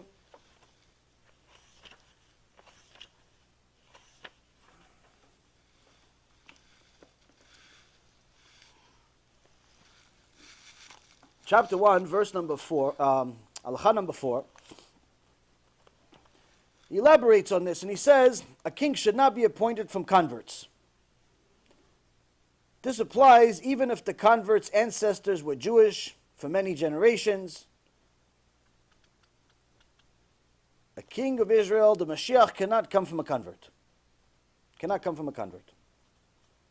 Meaning that if his mom was a Jew, fine. But if his mom is a convert, no good. Already has to be, so we see from, for example, Ruth Moaviyah, she was a convert. But David HaMelech's lineage, already by the time David HaMelech was, both his parents were Jewish. So David HaMelech's, Ruth Moaviyah's son could not be a king. Could not be a king. But a grandson can. Same thing now. If, let's say, for example, a woman converts today, already she could eliminate the thought that her son is going to be a king. But, maybe the grandson. But the reality is we're not going to have a king until Mashiach comes, so that doesn't really make a difference. But the point is that we see such a thing. We see such a thing that I know that, some people will take, because we're politically correct and always offended, they take offense to this. Like, oh, it's not nice. I thought convert is better than a natural-born Jew. Rambam said in a different book that you should love the convert more than you love, a natural-born Jew. You should love him as much as you love God, and so on and so forth. Yes, he said it. He did. But Torah says other things also. He didn't just say that. He said other things also. Why? He says, this does not... Well, first of all, this comes from Deuteronomy 17:15, where it says that you may not appoint a foreigner who is not one of your brethren. Meaning he has to be a natural-born Jew. Now, this does not only apply to monarchy alone, to just being a king, but all positions of authority within Israel. We just got worse. Meaning, if you want to make him the Nasi, like Rabbi Yehuda Nasi, you can't if he's a convert. Can't make him a Nasi. A convert may not serve as an army commander, or a leader of 50, or a leader of 10. And he may not even supervise an allocation of water from the stream to various fields. Meaning there were certain Chachamim that believed that you have to be very, very careful of the convert and not give him even though he's a full-fledged member of the Jewish people and is granted the same privileges and obligations as any other Jew, nevertheless, regarding Yichus, regarding the pedigree or the lineage, there has to be a distinction made. For example, that a convert is not allowed to marry a Kohen. Now this is an issue today because sometimes, because of the intermarriage we have today, a lot of people don't care about whether they're Kohanim or not Kohanim. They don't care about Shabbat, they don't care about mitzvot, and they go out with a non-Jew, and they one day want to get married, and they realize, okay, it's not good if I marry a non-Jew, so maybe she'll convert, or maybe I'll do tshuva. And next thing you know, the woman wants to convert. It's not really not supposed to convert for marriage, but let's assume that really they did tshuva, and he's starting to keep Shabbat, he's starting to keep mitzvot, she's starting to learn Torah, and so on and so forth. They come to the Bet Din, he's Rabbi Akiva, she's Rachel, and the Bet Din says, sorry, not allowed to convert you. Not allowed to convert you. Why not?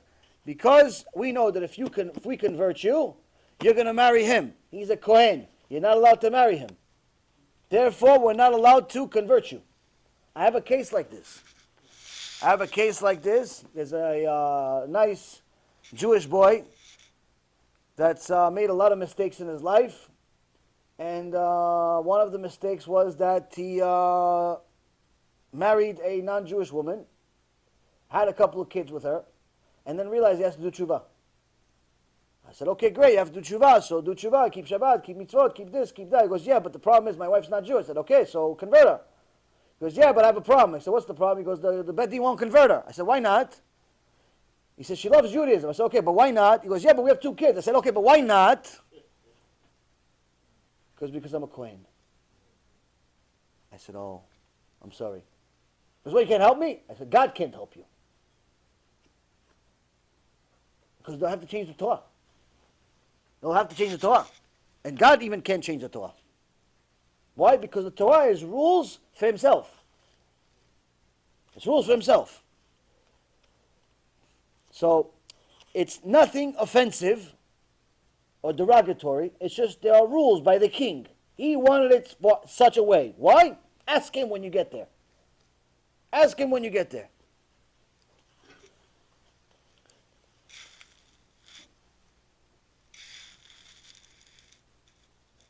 But there are Chachamim that say that there were certain exceptions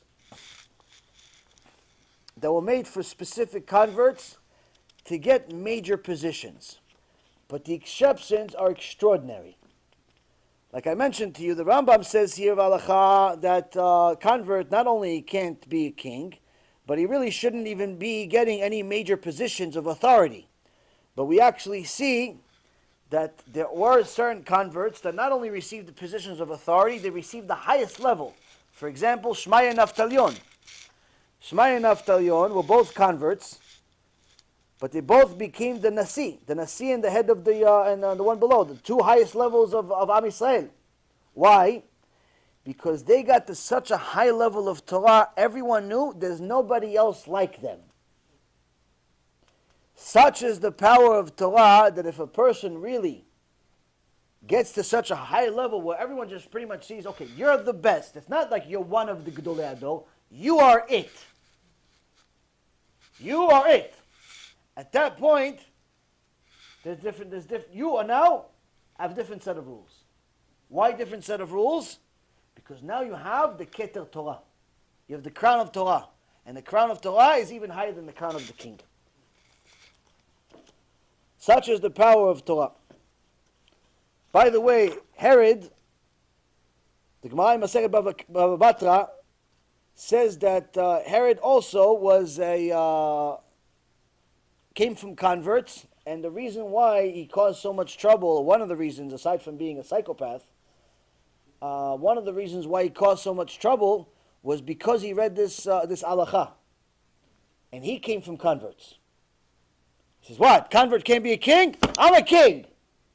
I'm a king. I'll force you to king. So he started killing all the rabbis. That's why he killed the rabbis. Why? Because they told him you're not allowed to be king. Why? Because you came from converts. So he was an angry convert. That's what the Gemara says. The converts, they're like a skin disease for the nation. On the bad side, if they're bad converts, they create a lot of problems and we suffer from them. The Erev Rav, fake converts. Herod, fake convert. Many people that tortured Shlomo HaMelech, his wives, some of his wives, fake converts. Many people throughout history that were fake converts, they tortured us. Till this day, we're being tortured by them. But Herod converted himself, or he came from a convert? Came from. So, he was the offspring of Edom, and which was a generation that was forced to convert by King Yanai. King Yanai forced them to convert, so He was already angry to begin with, or he was forced to convert, but then when he found out that despite this, they're still not going to let him be king, so he forced his position and started killing a bunch of rabbis. But anyway, the thing we see here is that converts can create a lot of problems. Today, some of the biggest problems we have are coming from converts. You know, you have a lot of political issues in regards to conversion. Why? Start with bad converts. In the 1970s, I believe it was, 70s, maybe 80s, there was a fake convert, reform convert, that came to Eretz Yisrael and expected to get the same schuyot, the same treatment like a natural-born Jewish. He wanted to get, money from the government, jobs, this and that. And the Bet Din says, no, sorry, you're not Jewish. It's like, what do you mean? I'm reformed. I'm a new type of Jew. No, you're not Jew at all. You're not allowed to get married, so on and so forth. And it created a lot of political issues because she had some money. She had some money, and it got to a point where she actually convinced one rabbi to redo the conversion, and even though she wasn't allowed. Long story short is, 40 years later, we're still suffering because of this person. We're still suffering for this person, and today, it's such an extent that the head rabbanut in Israel is saying that if they allow the reforms to start converting in Israel legally, they're shutting the Bet Din. They're shutting the Bet Din of Eretz Yisrael. Why? Because now, if you have people convert now in Israel, you know they're all Orthodox. Why? Because that's the only Bet Din that's allowed to convert. But now if you allow the Reform to also convert, the conservative to also convert, you're allowing them to convert, then somebody says, look, says the same language, I'm a Jew, everybody's a Jew. What's the problem? So now you're not going to really know who's a Jew anymore. So the Bet Din of Eretz Yisrael, the Rabbanut says, if they allow the Reform to convert in Eretz Yisrael, we're shutting down the Bet Din. Why? Because then you'll know for sure that whoever converted from this point on is not a Jew. It's the only defense. It's the only defense. You can't say, no, he has a different certificate. There's a different emblem on his certificate. That's not going to work. It's also the reason why it's becoming much, much more difficult to convert around the world. For example, in South America, unless you have a special mission from Eretz Yisrael coming, like some certain rabbis, Dayanim, coming to Mexico or different parts of South America to convert an entire keilah, there's no Bet Din. If you look at the list on the internet for etim, for the Bet Din, there's nothing in South America. There's no Bet Din. There's no Bet Din. There's no official Bet Din that's allowed to convert. Many parts of the world don't have a Bet Din. I have certain students in Bulgaria, in different parts of the world. They want to convert, tzaddikim, kedoshim. They have to go to synagogue. They keep mitzvot more than us, but they can't convert. Why? There's no Bet Din. Even if you converted a Bet Din, doesn't mean it's going to be good. Why? Because there's a lot of fakers. There's a lot of fakers. You go to a Bet Din, you think you did everything good. There's 3 rabbis. They all look like everybody else. He's a rabbi, he's a rabbi, he's a rabbi. They all take cash. Everything is good. You get a little, toilet paper with some words on it. They say, oh, you're a tzaddik. You went to a mikveh. Everything is good. We followed the halakha. Yes, you followed the halakha, but you ruined my life. Halakha is technically 3 kosher Jews are allowed to convert you. A non-Jew comes in front of 3 kosher Jews, someone that's biki, that's an expert in conversion, and the 2 others are Yirei Shamayim Jews. You go in front of them, you tell them such and such. Halakha is you're allowed to convert. But if you do it, you're ruining your life. Why are you ruining your life? Because no real Bet Din will ever accept it. No real Bet Din will ever accept this paper, no matter how many emblems are on it, unless this paper is accepted by the head Rabbanut in Israel. And the head Rabbanut in Israel is very, very sticky about this issue, where they're only going to accept what they call a recognized Bet Din, meaning a Bet Din they have some type of relationship with, that they know, this one, I can rely on it. I can rely on this Bet Din. I can rely on this rabbi, that I know that he has some Yirat Shamayim. He's not converting Christians to be Christians pretending to be Jews. He's not converting Amalek and Esav to pretend like they're Jews for marriage. It's a system. So a lot of people are trying to do things otherwise. It's, no, listen, you go to this Bet Din, it's difficult, you have to move, they have rules, they have this, they have that. Just go to my friend, go to this Bet Din, they'll convert you, they're good people. The problem is that, yes, according to Halakha, it's fine. But if you ever want to move to Eretz Yisrael, you're going to have to convert again. If you ever want to get married to a frum person, you're going to have to convert again. Why? Because frum people today that are smart are double checking who's actually Jewish. They're actually double checking. Why? Because you go to Beit Knesset sometimes, you see a bunch of people, some of them are not Jewish, but they look more Jewish than everybody else. You don't know who's Jew sometimes. So they check, oh, you're a Jew, you're a Jew, you're a Jew, you know, who are you, who's your father, who's your sister, who's your brother, who's this, who's that. If I know, somebody converted. Okay, where they convert? Show me the certificate. Show me the certificate. Oh, who's this? What is it? Tony Montana is a Bedin? Doesn't sound Jewish. Tony's a Jewish name? Tony Montana? Jewish name? Let me call him. They call him. Pizza, how can I help you? Oh. Okay, so sorry, this conversion paper is toilet paper. Nothing. You can't marry my daughter. Now, what's the problem with this issue? Is that if that's the person that converted, he's already used to a difficulty. He said, okay, no, I want to marry your daughter. So I'm going to go do the real, I didn't know. 5 years ago I converted. I didn't know. I went to a Bedin, and I didn't know. They fooled me. They took $10,000. I'm sorry. I'll go, and I'll go to regular Bedin. And even if it takes a year or 2 years, hopefully, I'll convert one day. That's fine. Problem is, why do I say ruin lives? Because most of the time, the damage is not done to the person who converted. Most of the time, the damage is done to their children. The person that converted, he's already settled down most of the time. He already has a wife, he already has a husband, they're already a little older, they're already a little mature. Even if you tell them I have to convert again, I have one student, she converted 3 times. Reform, conservative, and eventually Orthodox. She did a whole trilogy. But, Baruch Hashem, she just got married recently, Baruch Hashem, and everything is good, but she went through hell. She didn't know. She didn't know. She thought reform is good. Okay, reform, okay, you guys are worse than Christians. Okay. Then he went to conservative. Oh, you guys are just like the reform, just without the dog. All right. Eventually she went to Orthodox, and eventually she converted, Baruch Hashem.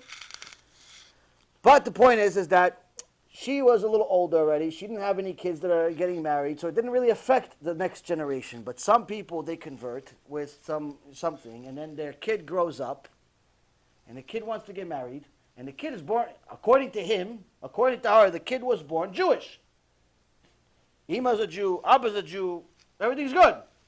They go to yeshiva. They speak Hebrew better than the parents. They know Torah more than the parents. Everything is fantastic. They're 18, 19, 20 years old, 21 years old. They show up, oh, Ima, I have a chidush, Abba, I have a chidush. What do you think? What do you think? Everything is good? Okay, let's check papers. Oh, your parents converted. Oh, Baruch Hashem, we like converts. Let's double check. Oh, this is toilet paper. It's not conversion. You're not Jewish. So what happens now? The kid is going to hate the parents for the rest of their life. Why? Abba, Ima, you guys don't know what you're talking about. You ruined my life. I lost my chiduch because of you. Because she wasn't willing to wait for me 2 years, 3 years, 4 years to convert. She wasn't willing to wait. You ruined my life. I hate you. I don't want to be Jewish anymore. They go crazy. Yeah, we were just trying to save a few $1,000s in time. We wanted to convert to Pikachu. Rabotai, you're dealing with life or death. You have to understand. Torah, I'm making a little bit of things taken to mockery of certain things, but it's life or death. It's life or death. You have to understand. These are the smallest decisions is what you're going to be judged on. People send me questions every day. Oh, when am I going to convert? I don't know. Mashiach's going to come. Mashiach's not going to come. I don't know when you're going to convert. I also don't know. They ask me all these questions. When am I going to convert? I don't know when you're going to convert. When I see you're ready, I'll tell you. When I see you're ready, but I'm ready. Who said you're ready? I said it. Okay, you're not the judge, Baruch Hashem. When you become the judge, you can determine that you're ready. Yeah, but I took the test. Which test? On the internet. Okay, so when the internet becomes your rabbi, they'll judge. Yeah, but I've been keeping mitzvot already for 3 months. Oh, Baruch Hashem, shtabach shemo, another 50 years and maybe you're okay. People think that Judaism is Christianity, like you're supposed to be let in. It doesn't work that way. It doesn't work that way. You have to understand, it's not easy to be a Jew. And no one should ever complain about it's taking a long time. And the reason why is because one way or another, if you plan on being a Jew, everything you're doing as a potential convert, you'll have to do as a Jew anyway. Nothing changes. So what do you care if it takes 1 year or 5 years or 10 years, with the exception of Mashiach coming and so on? What do you care? You're doing everything the same anyway. It's the people that press too much to convert like next month that I worry about. No, I need to convert next month. I'm moving to Israel. Move. Find a new rabbi. I don't care about your schedule. It means nothing to me, your schedule. You think I'm going to lose Olam Haba because you want to move to Israel next month? These are the things you have to think about. You only learn this stuff from experience. In the beginning, I want to convert the whole world. I said, 8 billion people, I can convert all of them. Tomorrow. Make everybody Jewish. There's no anti-Semitism anymore. Shlomo HaMelech, no? But then you realize, what kind of problems we have. So it's it's only things that you learn to experience through mamash. Help from Hashem, help from Hashem. I had one time a story. I had a guy learning already, I don't know, maybe a year, maybe more, year and a half. But he thought that he was Jewish for a long time because he did a conservative conversion. Until I told him that it means nothing. I had to retrain, relearn, everything. And, I'm not a Inspector Gadget. I'm not following you home and seeing what you do at home. So I didn't know what he does, what he doesn't do. He tells me he's doing. I follow, I listen. We got mamash to a point. You see how much Hashem protects us, Baruch Hashem. We got mamash to a point where I was going to take him to the Bedin. I called a rabbi. Rabbi said everything's good. I asked him questions. He answered the questions. Everything was good. Everything checked out. And I was really preparing to schedule a trip to go to the Bedin, to go to the next step, and mamash. All of a sudden, I get a message from a student of mine. Tells me, I need to tell you something. I said, what? He's lying to you. I said, who? You know who. Why? He's a liar. So what do you mean? He doesn't keep anything. He drives on Shabbat. He doesn't keep anything. I said, but the rabbi said something. Yeah, the rabbi is his friend. Rabbi is his friend. He doesn't keep anything. Shtabach Shimo La'ad. If I didn't get this phone call from Mamash from Shamayim, it might as well been Eliyahu Navi called me. If I didn't get this call, they could have been such a mistake like this. This is the point, Rabotai, that it's very, very sticky issue. People think you need to convert overnight, you need to do all these things overnight. No. You have to be a Jew. And you have to have Yirat Shamayim, you need Siyat Dishma, you need help from Hashem. So anyway, converts can be a skin disease for Am Yisrael in a sense that if they're bad, Hashem Yachem. On the other hand, there's a good way of being a skin disease. The Gemara says that converts can be a skin disease for Am Yisrael because they're so good. Meaning that when a convert is a righteous convert, he makes the rest of the nation jealous. Why? How come you don't have any problems learning Torah? How come you learn so much? I can barely learn an hour. You learn 9 hours, convert. How do you do it? How come you don't have any problems waking up in the morning? How come you don't have any problems with Yetzer? Well, you don't have Yetzer. He died? He died? Your Yetzer died in the mikveh? How come you don't have any Yetzer? How come you never complain, convert? Sometimes you see certain converts, they're so righteous, like Shtabach Shimo, like this person has no Yetzer, David HaMelech. So it makes the natural born Jew jealous and annoyed. Why? Not like you. Not like you. So,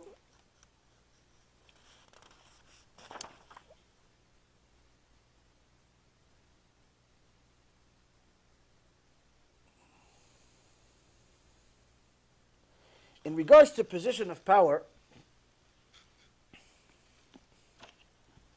when a king dies, he's supposed to give the authority to his son, to one of his children or grandchildren. But there is an exception. There is an exception where he's not allowed to give it to one of his children. What's the exception? The Rambam writes in Halakha we're still in chapter 1, but this is just the 7th halacha, is that if the knowledge and fear of God of the son is equivalent to that of his ancestors, then he could get all this inheritance, become the king, position of power, and so on and so forth. But if his fear of God is equivalent to theirs, but not his knowledge, he should be granted his father's position and given the instructions of how to get more knowledge. However, under no circumstances should a person who lacks the fear of God be appointed to any position in Israel, even though he possesses much knowledge. Meaning, from here we learn the fear of God is the very foundation of Judaism and the Jewish people. And anyone who lacks the quality can never be a competent leader. Meaning that even if your father is David HaMelech, if you have no Yirat Shamayim, you're not allowed to become the next king. What about if I know the entire Shas by heart? Good, maybe you could write a book. Still can't be a king. What if I know how to do math really good and I remember 35 digits in a row and by heart? Fantastic, maybe you go on Jeopardy. It's not going to help you. No Yirat Shamayim, knowledge is not going to help you. Why? Once you have Yirat Shamayim, you can inherit knowledge. With knowledge, though, on the other hand, doesn't necessarily mean you have Yirat Shamayim.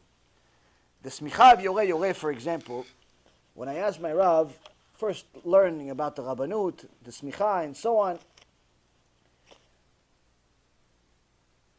he tells me, in reality, the way that they give smicha is they need to assess whether you have Yirat Shamayim. Now, there's different systems in different places. In Eretz Yisrael, some places you have to go to yeshiva and kollel for 10 years just to get smicha. Other places, 2 years. Other places, 5 years. And different things, different schedules for different people, depending on what type of schedule you have. In America also, different. Some people 2 years, some 15 years. All depends. But in essence, what they're trying to establish is, do you have Yirat Shamayim? Not do you have all the knowledge, because no one has all the knowledge. Yes, you're supposed to have a certain amount of knowledge, but we're not worried about whether you have all the knowledge, because there's many Reshaim that have a lot of knowledge, but we're not allowed to give them smicha. So what are we worried about? Worried about, does he have Yirat Shamayim? Why? If he has Yirat Shamayim, he'll ask. If he has Yirat Shamayim and he doesn't know, somebody asks him the question, and he doesn't know, he's going to ask. But if he doesn't have Yirat Shamayim and he doesn't know, which at some point is going to happen, so you're not going to know everything. If he doesn't have Yirat Shamayim, he doesn't have fear of Hashem, what does it happen? He's going to create an answer. He's going to become an answer. He's going to add a new rule to the Torah. That person's dangerous. To such an extent, the Chachamim say that if somebody doesn't have Yirat Shamayim, he's not even allowed to be a water boy. He's not even allowed to give water. Water, he's not allowed to be. Maybe you'll put poison in it. Without Yirat Shamayim, you literally have nothing in Am Yisrael. That's why it boggles my mind when I hear certain people that are supposed to be rabbis that say, no, you don't need to fear Hashem, you need to love Him. This is the way we learn in chassidut. This is not chassidut. How do I know? I brought you a book of chassidut. I'm going to read it in a few minutes. Actually, you know what? Let's just start now. A lot of people think that Yirat Shamayim is some type of strategy, that only some people use it while other people don't. And in today's world, chassidut has become very, very popular, Baruch Hashem, but not all chassidut is the same. Now, I don't mean chassidut Gul, chassidut Chabad, chassidut Breslov. That's not what I mean. Chassidut, in general, the father of chassidut, the Baal Shem Tov, many different chapters broke away from him, and many were big tzaddikim. But that doesn't necessarily mean that everybody that calls themselves a chassid is really a tzaddik. Because sometimes you have somebody calling themselves a chassid Chabad, or chassid Breslov, or chassid something else, and he's Haman HaRasha. Why? Because he says things and does things that are against the Torah. Some of the most awful stories that I've heard in my life have come from people that pretend to be chassidim. Now, how do you know if somebody is a very dangerous person? When they tell you things that are against the Torah, such as you should not teach people about Yirat Shamayim. You should not teach people about Gehinom. You shouldn't teach them about Gehinom. You shouldn't teach them to fear Hashem.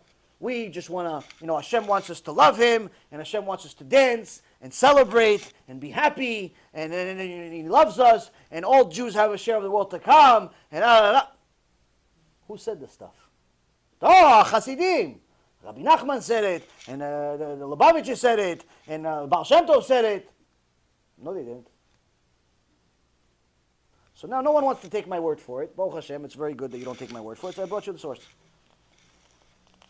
So we're putting together a book, and I promised you guys a shiur about Gehinom from the chassidut. We're not ready for that yet, but I'm going to give you a little bit of a taste of what the shiur is going to look like in the beginning. This is the intro.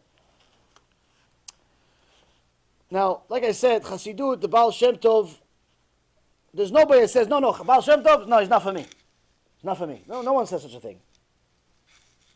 Even if you're not a chassid. Kodesh Kodashim, Baal Shem Tov. Is Talmidim, Kodesh Kodashim.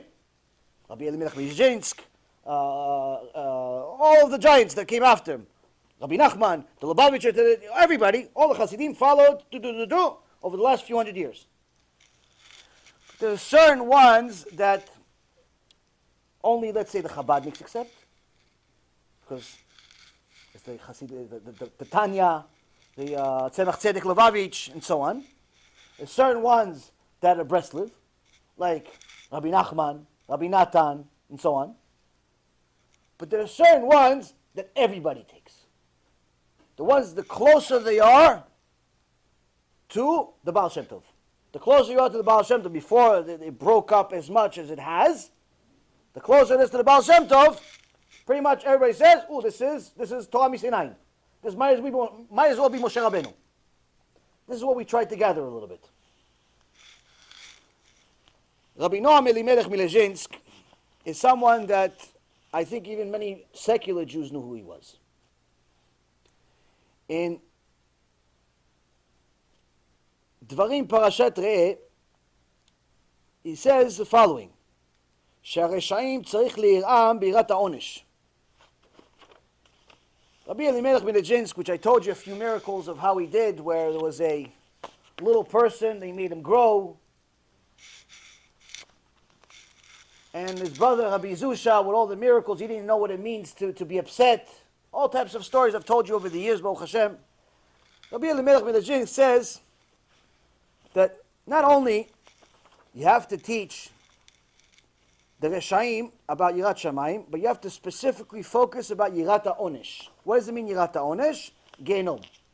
What did they do to you in Gehinom if you're Mechalel Shabbat? And how they burn you in a fire that doesn't come out, and how the skin falls off, and all the wonderful things that we talked about on the shiur about Gehinom. You know that stuff that gave you nightmares for a few days, and I still have nightmares until this day about? All that stuff you're supposed to teach people. By the way, he says, this is not just helpful for Reshaim, people that Mechalel Shabbat, people that, no. אלא זו ידך הישרה העולה בתחילתה במסילת לבית אל. This is the most helpful way to start of how to get to the right road to Hashem. Start with Yirat HaOnesh. What happens in Gehinom? What happens if you go against Hashem? You have to teach a person. This is Rabbi Elimelech Milezhinsk. Doesn't make a difference which chassidut you're in. This is what he wrote. בספר ערבי נחל, בראשית, דרוש י"ג. He says, צריך להרגיל את עצמו ביראת העונש, עד שרואה בעצמו ששוב לא ייכשל בחטא בשום אופן בחמת יראה זאת. כי הגיע הזמן לעלות במדרגה יותר גבוה. Says you have to, a person has to make himself used to learning about the fear of the punishment. Now, how do you get yourself used to learning about the punishment? You have to know what the punishment is. He says, oh, if you violate Shabbat, Hashem's going to punish you. Oh, okay. Oh, if you eat non-kosher, He's going to punish you. Oh, fine. Oh, if you don't, if you curse, Hashem's going to punish you. Fine. Doesn't mean anything. What's the punishment? Oh, Once you tell the punishment, it's not fine. Oh, really? The answer changes. Why? Because now you understand what the price is. Saying Hashem is going to punish you is not enough to change your way. Saying Hashem is going to punish is not enough to change a person's way. We need to know what the punishment is. We need to know a few details. You don't necessarily need to go to all the gory details, but you definitely need to know it's not just a few people making fun of you and it's busha, like some people think. Oh, he's embarrassed. No one says that. And even the busha, I explained to you guys a few weeks ago what it actually means, the busha, the embarrassment. It's nowhere near what we think. A person needs to get himself to a point where he understands about the fear of the actual punishment, out until he gets to a point where he knows he's not going to fall for this sin. No way, no how. Because of his fear of Gehinom, fear from Chamat Yiradzo, fear from the fire, fear from the heat of this. Only then he's ready to go up a level and start learning other things. Meaning, you can't just decide, no, today I'm going to learn about Yirat Shamayim, tomorrow I'm going to learn about loving Hashem, next day I'm going to learn about, maybe some midat chassidut, and next day I'm going to learn some this. No. Until you have gotten to the point where you're fully established, where you know what does it mean to go against the Shem Yitbarach, don't study anything in regards to loving Him, in regards to being overly righteous and being a chassid. You're not there yet. According to who? According to the chassidim.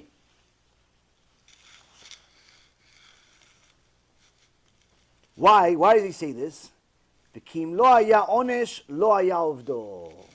He says, I'm skipping around a little bit because it's going to take more time if I read every single word.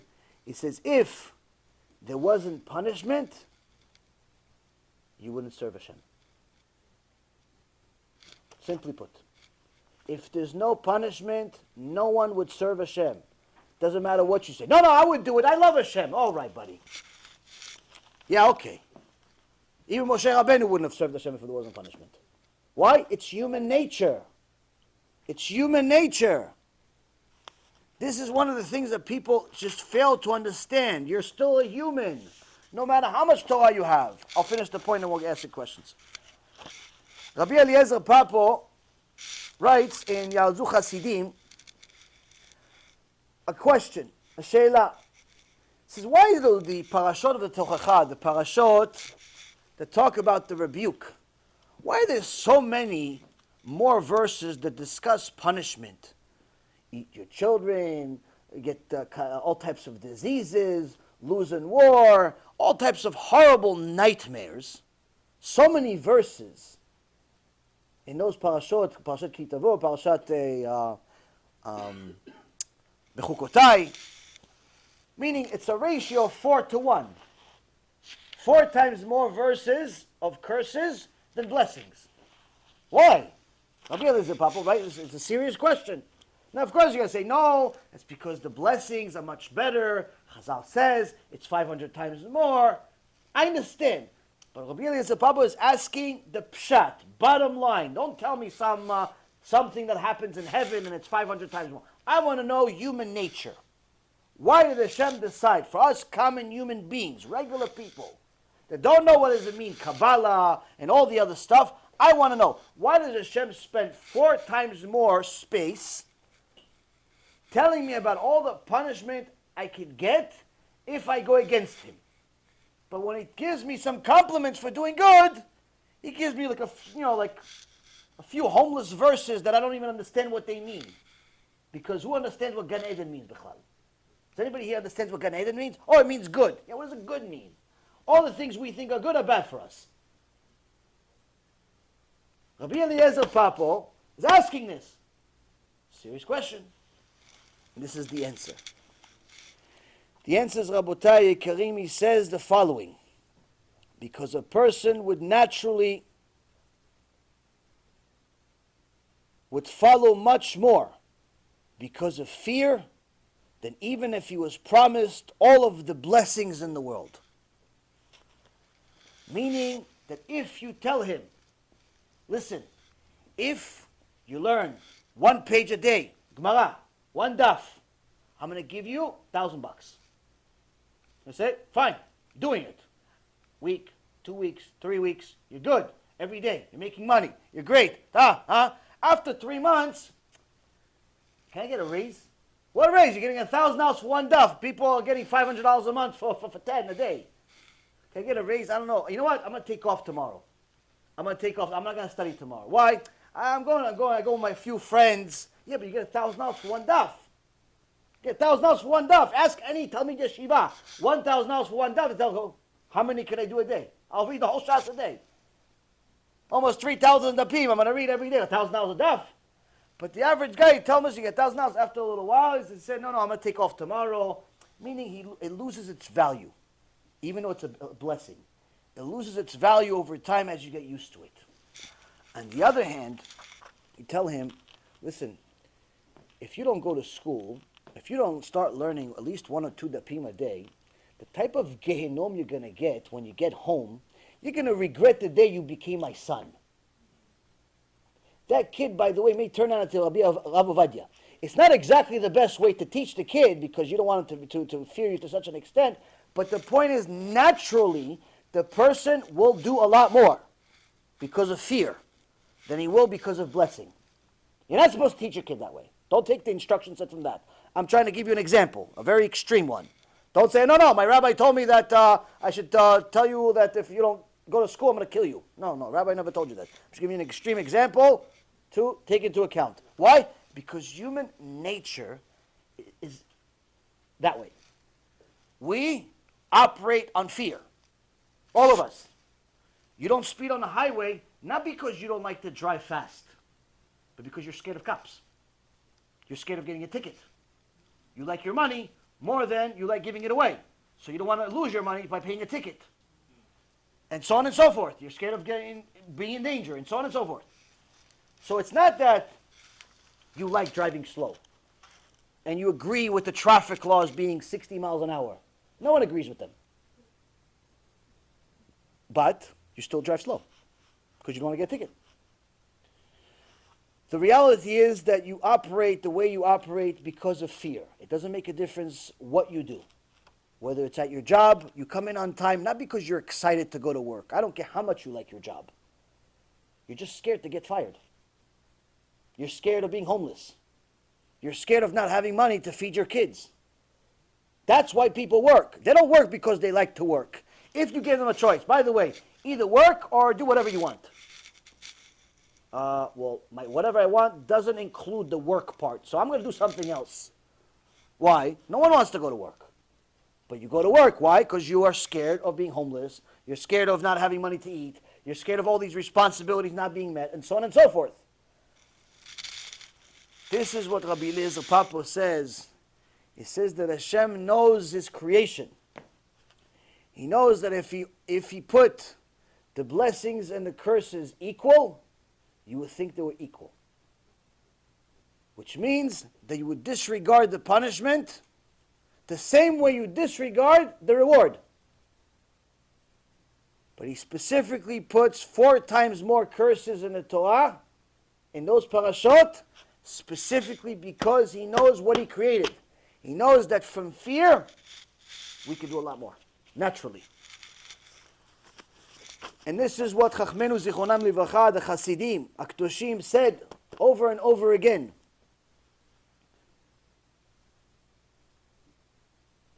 Da'arvei Nachal Dvarim, Parashat Nitzavim, Drosh Bet, says, הנה ראוי לכל אדם להסית נגד עיניו תמיד עונשי הגיהנום ויתר העונשים. It says it's praiseworthy. It's supposed to be where every person should put in front of his eyes, meaning visualize himself going through the punishments of Gehinom and the rest of the punishments of going against Hashem. Meaning it's not something you should learn about once in your life. Oh yeah, I saw Gehinom one time, 3 hours, you were scared to death. Okay, I'm done. No. He's saying regular basis. A person needs to constantly realize, I go against Hashem, that's going to mean fire. That's going to mean loss of money. That's going to mean loss of this. It's going to mean a lot of really bad stuff. And he has to seriously take this stuff into consideration. Not once in a year, or once in a blue, or once there's a... no, on a regular basis. Because that's Yirat Shamayim. That is the very basics that you have to build on. You build from it. You don't want to just stay there. You want to build from it. But that's something that everybody has to have. בספר שפתי צדיקים במדבר, פרשת שלח, איך יכולים לבוא ליראת השם, התורה, מבואר בכל הספרים הקדושים שבתחילה ירגיל אדם את עצמו ביראת הפשוטה שהיא יראת העונש. היינו שייתן את ליבו על הדברים המפחידים אותו. He says, how do we get to Yirat Shamayim? How do we get to fear of Hashem? Pure fear of Hashem. He says, all of the holy books say that in the beginning he must get himself used to the simple fear of the actual punishment by contemplating things that he's scared about.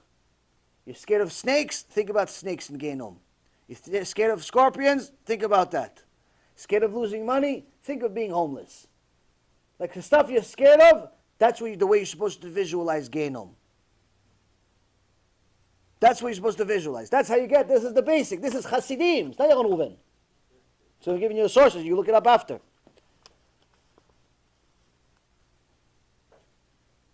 וכמה וכמה יש להתיירא לפני מלך מלכי המלכים הקדוש ברוך הוא, שהוא חי וקיים לעד, ובידו נפש כל חי ורוח כל בשר איש, ואין מידו מציל.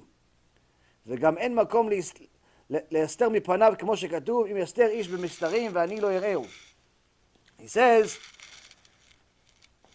now you think about, oh, you're scared of a scorpion, you're scared of a nachash, you're scared of a snake, you're scared of a saraf, a akrav, a scorpion.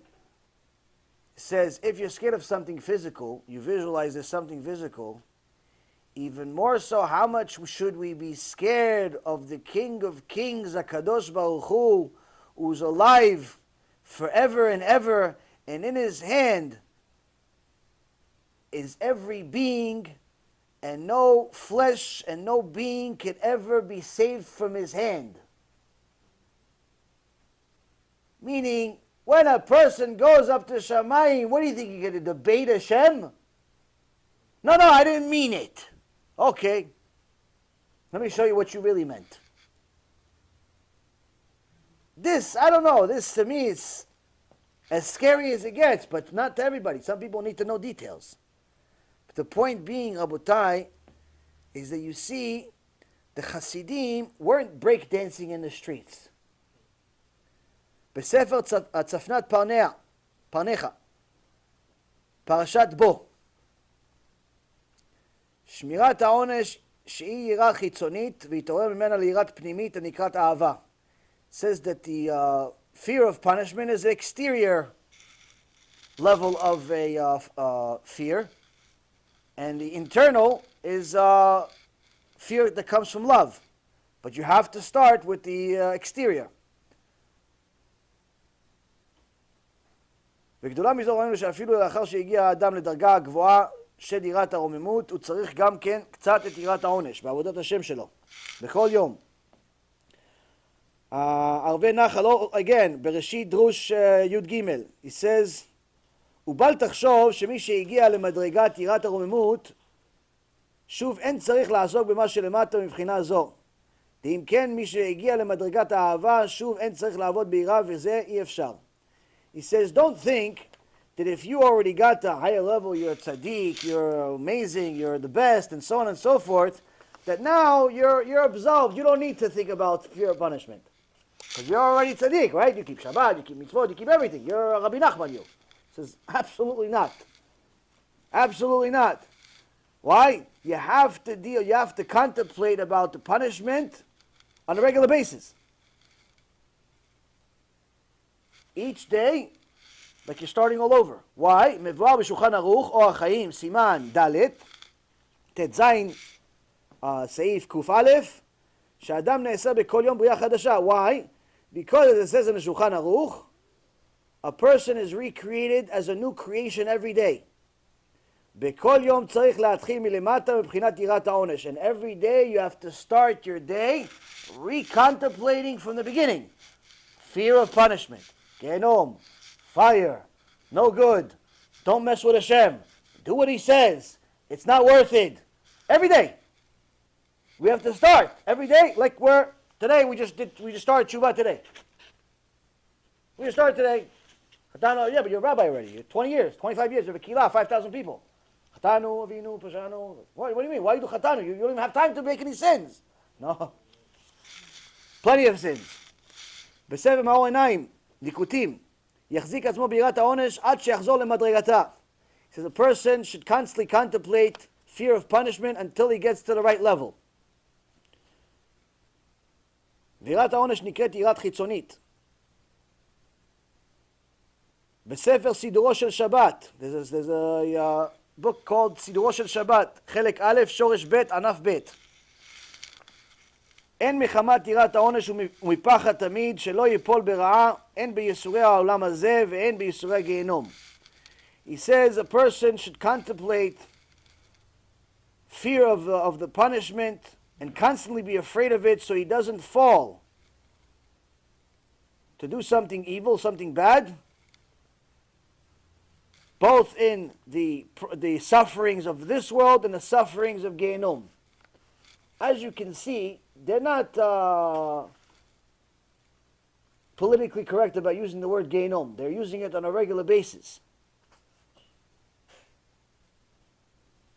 שנפשו יודעת כמה הוא פוגם. His neshama knows how much he's destroying. His neshama, he's become a brit and so on.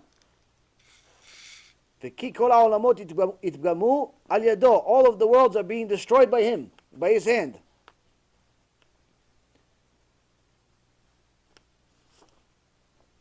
ערבי נחל במדבר חוקת דרוש ג' הפחות והגרוע שבהם, he says, this is a fantastic one.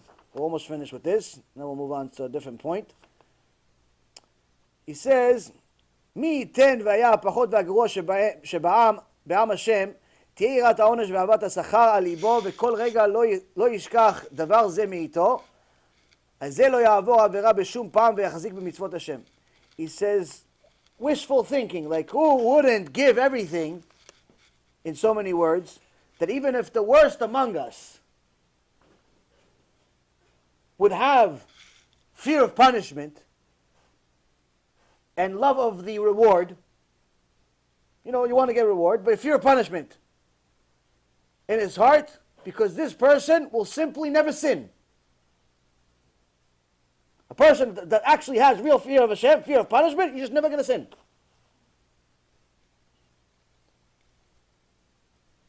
And it's only going to do mitzvot because he wants to mitzvot. He's fear of punishment and he likes the reward. He's simply never going to sin.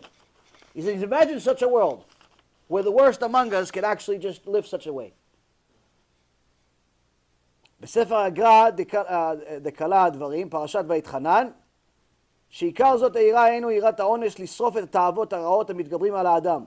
Says the key, the key, most important of fear is in order to fear of punishment, in order to burn and to destroy our desires that overcome us. And in this fear, ביראה הפחותה ובהזכרת יום המיתה, שאז יבוטלו כל תאוותו המדוימות.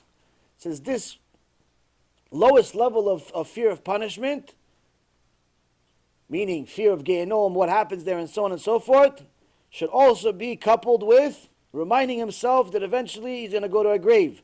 In the grave, he's going to decompose, and worms are going to eat him, and so on and so forth. And all of these desires that he has right now, they're just a part of his imagination. They're worthless in that day. All the things he likes, the girl, I want to be with the girl, the money, I want to go after the money, the food, I want to go with the food, all that stuff, all of that stuff is just a figment of your imagination, because one day it all becomes meaningless. And this continues, Baruch Hashem, we put together hundreds and hundreds of sources. Anyone that is a chassid Chabad could look at the Tanya, chapter 8, chapter 12, chapter 46 of the Tanya. Look at it. Look what the Tanya said. Don't tell me what you think he said. Go look at the chapter, what he says. Look at those chapters. I saw them with my own eyes. He talks about how a person in Gehinom goes to, for even eating the wrong food, how they take him to the Gehinom of ice, or they burn him, or they go back and forth. How come they don't teach you this in the average Chabad? I don't know what book they're reading. It's not Tanya. These Hasidim were Kodesh Kodashim, Rabotai. They weren't walking around in cars telling you, come dance with us. They were Kodesh Kodashim. What is a Hasid? Hasid does above the law. Oh, I'm required to keep this. I'm doing more. The type of Yirat Shamayim that they had, Rabotai, is unbelievable. Why?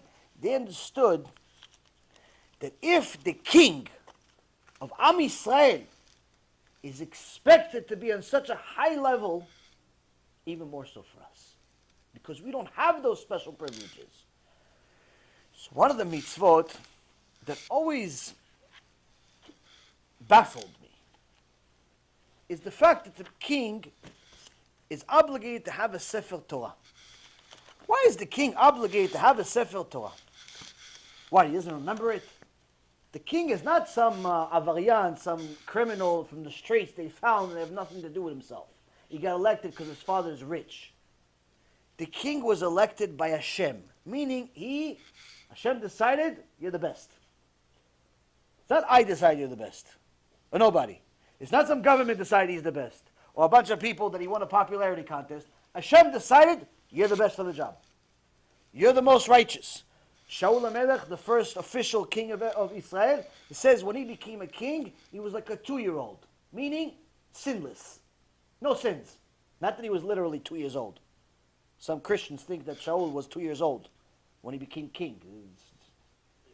That's what happens when you read the Torah literally. No commentary.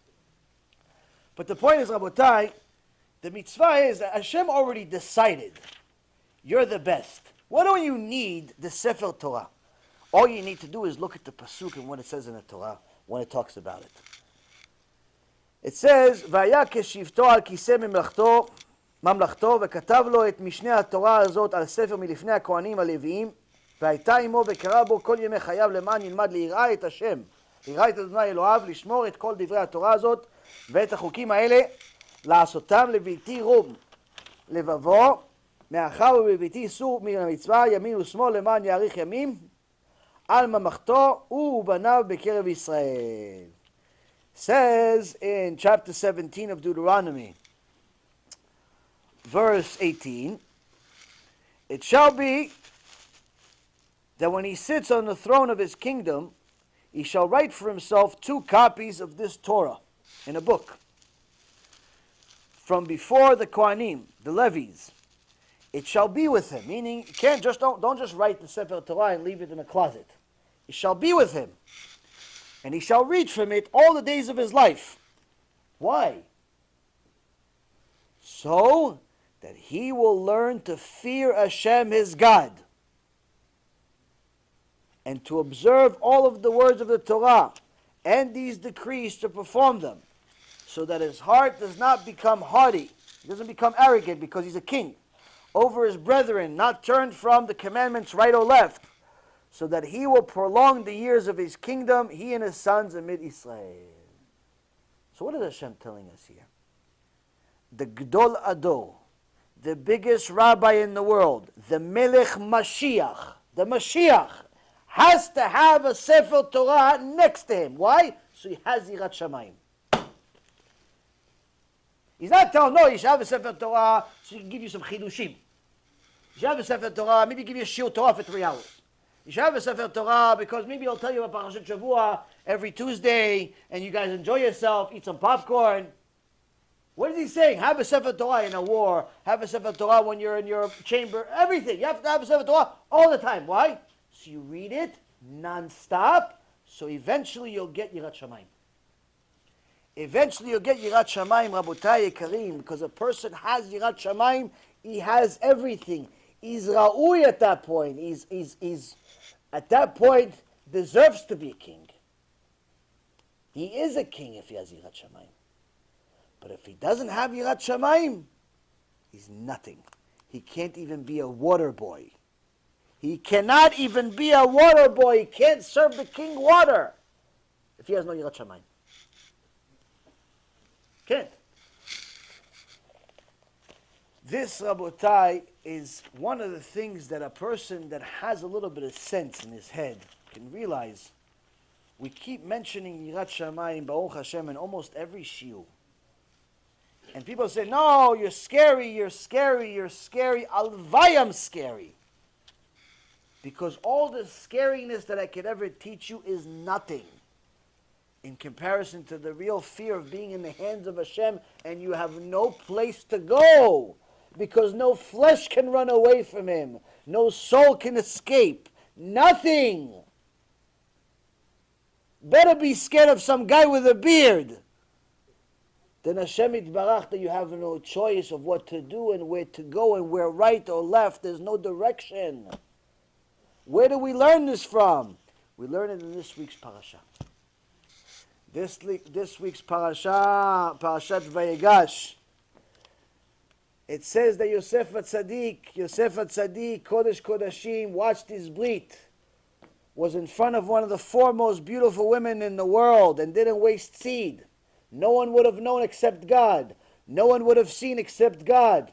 That was more than enough for him.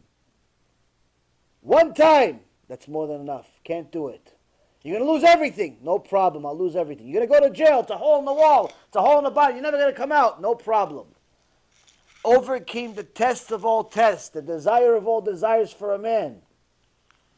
Became a viceroy of Egypt. He's testing his brothers to see if his brothers have done tshuva or not. Would they give up his brother Benjamin? Like they gave him up. Or did they do tshuva and realize that they made a mistake? This week's parasha starts with the fight is about to explode. The Midrash Me'am Loeh says, once Yehuda saw that they made a mistake, he came in and said to Yosef, okay, we're all going to be your slaves. Because we said, anyone stole from you, we're going to be slaves. We'll be slaves. Yosef said, no, only the person that stole is going to be slave.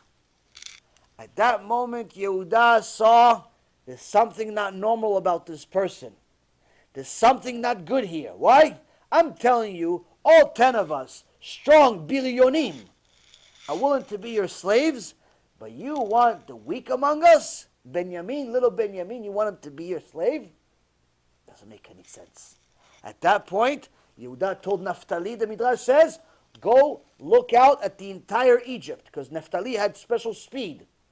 Go look at all over Egypt. Tell me all the chambers.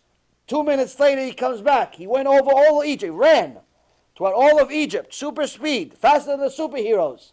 Comes back, goes, Egypt is divided into a few places, 11 different places. Yehuda says, okay, I'll take two cities. Each one of you take one. Yehuda by himself, I'm going to take 2 cities. I'm going to destroy 2 cities myself. You, each take one. At that point, he roared. 2 buildings collapsed. Pitom Miram says, both collapsed. 2 buildings collapsed from the roar of Yehuda. At this point, there's World War III. It's not a joke. It's not like, maybe he's a little mad. Yosef couldn't handle it anymore. Saw that his brothers are protecting Binyamin. His heart broke. It says, "V'lo yachol Yosef li'itapek lekol hanitzavim alav." He couldn't contain himself. He couldn't restrain himself in the presence of all who stood before him. So he called out, "Remove everyone!" Told everybody, all of the soldiers, get out. What, get out? They're about to kill you. Get out! And then he cried in a loud voice, which Egypt heard. Everyone heard this. This is not like one of the things that was a secret. He wasn't making it a secret. Joseph said to his brothers, I am Yosef. Is my father still alive? But his brothers could not answer him because they were left disconcerted before him. Ki niv'alu mipanav. It says, Ani Yosef, ha'od avi chai ve'lo yachlu achav לענות אותו כי נבהלו מפניו. It says that Yosef says, it's me, Yosef. Is my father still alive? Until this point, he didn't understand. How come they can't? Why does he keep asking, is my father still alive? Because his face and Yaakov's face were identical. So he says, how is it that they can't recognize it's me? I look exactly like Abba. So I'm asking him, is he alive? Because maybe he's been dead for so many years, they forgot how he looks like. They forgot how Yaakov looks like, because I'm here. But what does he realize now? It's like, oh, they're not looking at me because there's alacha. What's alacha? You're not allowed to look at the face of a rasha. You're not allowed to look at the face of a rasha. She said, oh, I'm Yosef, is my father alive? And it says the brothers could not answer him. Why they couldn't answer him? Because they all died. Everyone died. Hashem had to bring them back to death miraculously, and that's why the verse again repeats itself. Vayomer Yosef elechav, gshu na elai v'gashu, vayomer ani Yosef achichem, asher machartem. It says, come back, come to me, come closer to me. I'm your brother that you sold. Why is he telling you? You just told us you're our brother. I know we know which brother you are. We sold you. Because they were literally coming back from death. They were completely disheveled. They didn't even realize what happened. Why did they all die? Because, Rabotai Yekarim, they all realized they've been living a life for 20 years. They made an halachic mistake. They all made one sin from the Torah. One. Not like we, one a minute. And some days one a second. One sin in 20 years. They made. Why do they know it's a sin? Because Hashem made the dream of Yosef HaTzaddik come true. If he made the dream of Yosef HaTzaddik come true, and there was such level of high siyata dishmaya, where you went from us selling you for the price of shoes, to now you became the biggest, richest, most powerful person on earth. You became the mefarnes. Mefarnes meaning you're sustaining the entire world. You're sustaining, not just sustaining the family, Yaakov and the 70 nefashot. You're sustaining the entire world. If you have such high level of siyata dishmaya, we were wrong. And they realized, what does it mean to be wrong? It means we were wrong against Hashem. It means we made an halachic mistake once. They understood what Gehinom means. They understood what punishment means. They couldn't contain themselves. They literally died. Not figuratively speaking. They literally died. And the Chachamim and the Gemara say, Oy lanu miyom adin, oy lanu miyom torecha, when we're not facing Yosef HaTzaddik, but rather we're facing Hashem Yitbarach, and He's not going to tell us, oh, I'm God. No, He's going to show us I'm God. And He's going to show us all the things we did, becheder chadarim, in closed rooms, when we didn't think anyone was watching. He's going to show us what we were thinking when no one was able to read our thoughts. What we thought about Abba and Ima when they said something we didn't like. What we thought about the rabbi when we said something we didn't like. When we saw some woman that wasn't our wife, but she looked something like we like. And so on and so forth. Hashem is going to show you what you thought, not tell you what you thought. Oilanu miyom adin. If you're not scared of that, you're not a human being. You're not a human being. This, Rabotai Karim, is what the brothers were scared of. One day they made a mistake. 22 years later, they realized the mistake. They can't fathom. We went against Hashem. Yeah, but it was a mistake. Doesn't make a difference. Yeah, it's shogeg. Doesn't make a difference, shogeg. What about all the mezid we do all day? They made a mistake. We do it on purpose. They made a mistake. We do it on purpose. How are we going to be judged?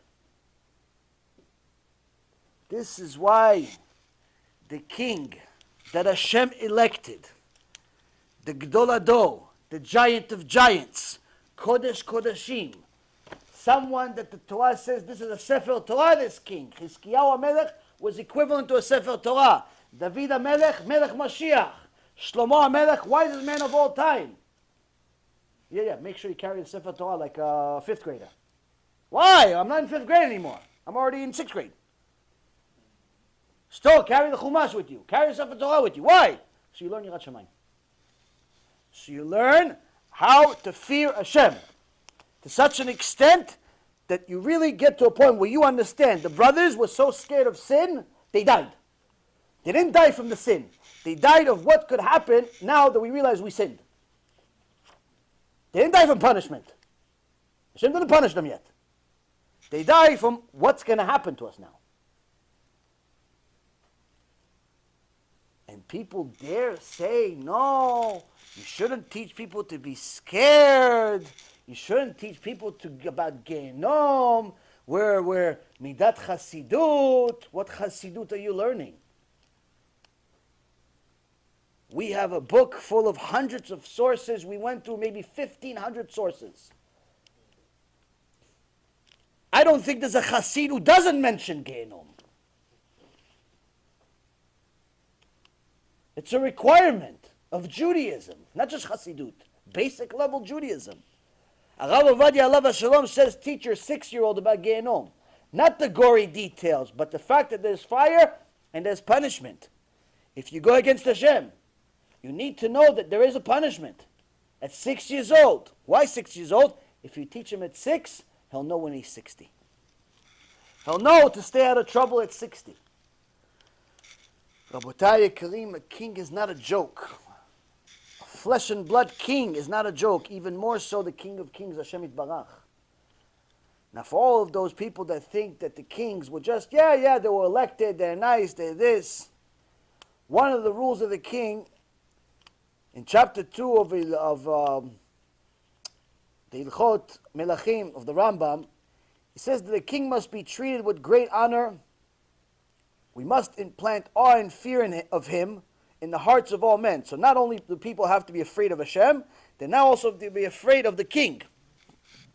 To such an extent, you're not allowed to ride his horse, you're not allowed to use his sit on his throne, use a scepter. And also, you're not even allowed, no other king, only another king is allowed to make use of his servants, meaning no other regular person could ever take one of the employees of the king and say, do me a favor, wash my car. No, the king is my friend, wash my car. Where's an example of that? That even the servants of the king, the servants, the employees, the water boy, the cleaning lady, whoever it is, anyone that works for the king is never allowed to work for anybody else other than the next king, the next Jewish king. But if it's another person, even if it's a family member, not allowed. Where do we learn it from? After Shlomo HaMelech became king, he was 13 years old. He asked Hashem for wisdom. He could have asked Hashem for power. He could have asked Hashem for money. He could have asked Hashem for women. He could have asked Hashem for everything. But instead he asked him for wisdom to judge his nation correctly. So he doesn't make the mistake, a halachic mistake, because he understood what it means. At 13 years old, he understood what it means to go against Hashem. But immediately after he became king, his brother from a different mother, named Adoniyahu, came to Bathsheba, Shlomo HaMelech's mom, and said, listen, please tell Shlomo, for me, that to let me marry Avishag. Avishag. Who's Avishag? Avishag was a woman that was one of the servants of David HaMelech. Now the Torah specifically says in the book of Samuel that David HaMelech was never intimate with her. Even though he would be allowed, he's allowed 18 wives and as many concubines as he wants, as a king, he decided not to be intimate with her specifically. The verse specifically says he never touched her. Nothing. But she was one of his servants. She helped him out at the end of his days. Some say that he wanted to marry her, but she didn't want to because he would have to divorce one of his 18 wives, because you're not allowed to have more than 18 wives, and he didn't want to divorce one of the wives. But needless to say, they never touched, they never did anything. So this is not like touching the king's wife. This is just one of the employees in the castle. So one of the other sons of David HaMelech, not Shlomo, a different son, named Adoniyahu, says, let me marry this servant, let me marry this employee.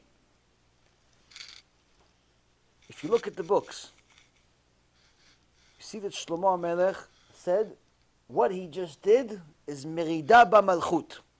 He just went against the kinghood. Death penalty. He killed him on the spot. No trial. No, oh, you didn't mean it? Maybe you should find a different girl. Oh, you want King David's servant? You want to use one of the employees of King David? That is against the kinghood. Death penalty. That's a king. Do you understand what's going on? This is a 13-year-old person with the wisest man that ever lived, though. Meaning he's not making a mistake here. Death penalty. But it's family. Let it be family. Rabotai, people simply don't understand what it means to be a king. They think a king is one of your buddies. It's not. It's not one of your buddies. In chapter 3, I'm almost done with the intro.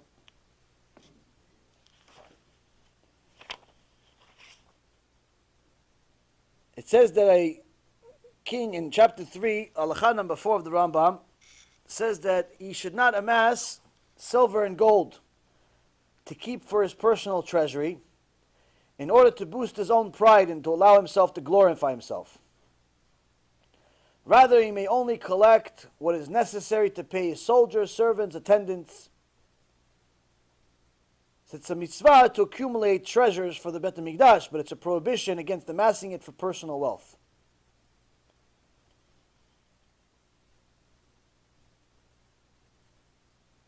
Now, the reason why is because the verse in the book of Deuteronomy says, chapter 8, verse 13 and 14, you amass much silver and gold, but your heart may then grow haughty, meaning that money makes people do stupid things.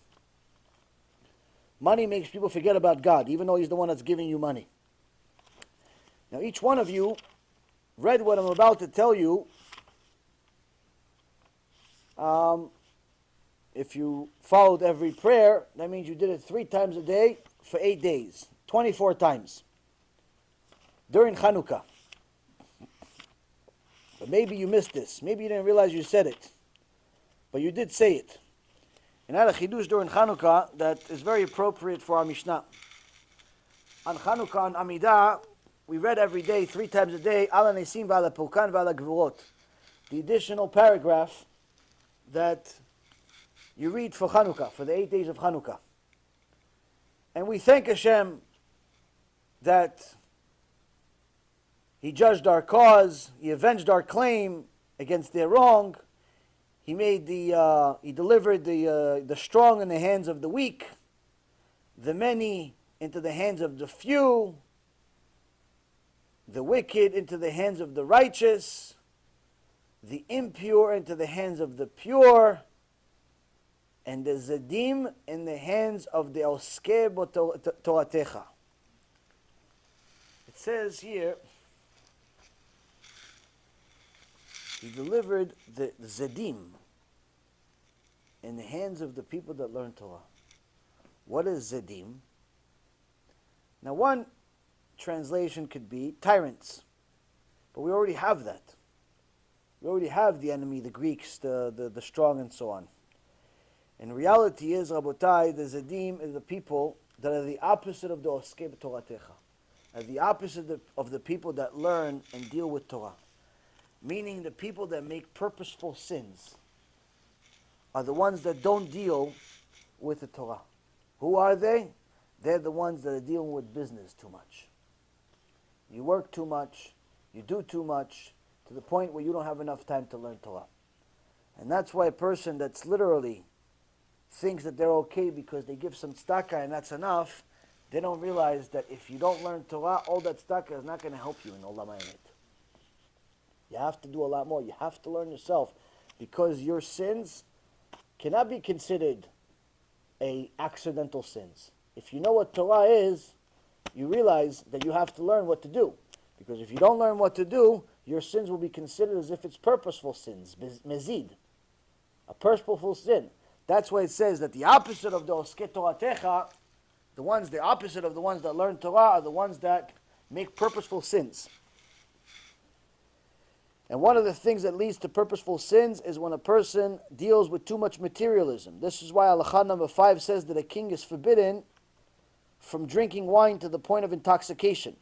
He's allowed to drink, he's allowed to have a l'chaim, just like you're allowed to have a l'chaim. He's just not allowed to get drunk. He's also not allowed to be overly indulgent in his sexual relations with his wives. Even though he has 18 wives, which is much more than a normal person, even then, King Solomon says in Proverbs 31:3, do not give your strength to women. Don't waste seed. Even if that seed is going to a woman, make sure it's not too much. You have to make sure you realize that the Rambam writes in L'chot Deot, chapter 4, halakha number 19, that the seed of a man is his body's power. It's his life. It's his energy. The brightness of his eyes. If an excessive amount is released, the body and its strength will become depleted. This is what Shlomo HaMelech was implying in his wisdom in the verse, do not give your strength to women. Both. Age will overcome the person who overindulges in sexual relations, and his vigor will be reduced. We have a whole series of shiurs explaining both the physical and spiritual decline of a person that wastes seed, even if it's in a permissible way, meaning even if he's using seed in order to be with his wife. Still, if he wants to be somebody, he has to be limited. That's one of the things that we learned from the 48 traits of a Talmid Chacham. The Rambam says, don't be with your wife like a rooster. You're not don't be like one of these fools. Because even the king has to be limited. You're allowed to enjoy yourself, no problem, it's a mitzvah. But everything that you do too much becomes a sin, becomes terrible for you. With all this being said, who wants to be a king? But the reality is there's one thing that's better than being a king. There's one thing that's better than being a king. We're not going to go into the details because we're already out of time. But I can tell you that one of the halachot of the king is he has to honor the Bnei Torah. To what extent? Rambam writes in chapter 2, halakha number 5, it's a mitzvah for the king to honor students of Torah when they enter his presence. He should stand before the Sanhedrin and the sages of Israel and sit them at his side. Yosef HaTzaddik, the king of Yehuda, would follow this practice that whenever even a regular student of Torah, regular person, not a Sanhedrin, regular Ben Torah, regular yeshiva boy, 15, 16 years old, knows a little bit of, finish the Shas, Talmid Chacham, not just a kid walking around with a kippah and a tzitzit outside, but he's looking at girls. Talmid Chacham walks out.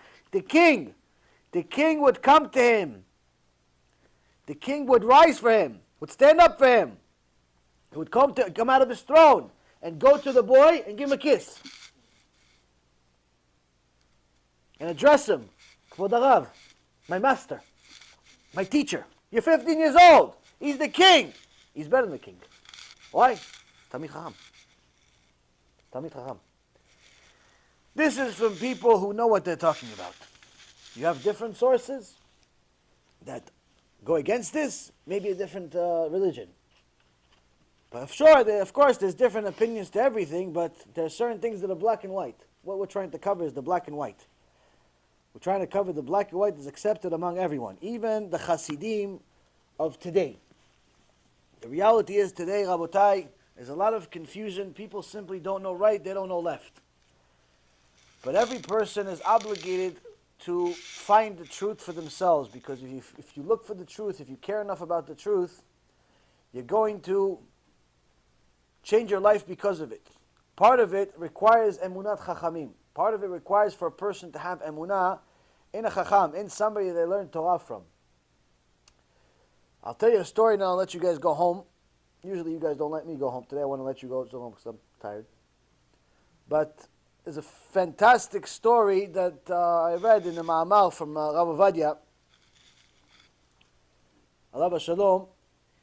He says that the Rabbi Menachem Mendel Milovavitch, the Tzemach Tzedek, was the grandson of the Baal HaTanya.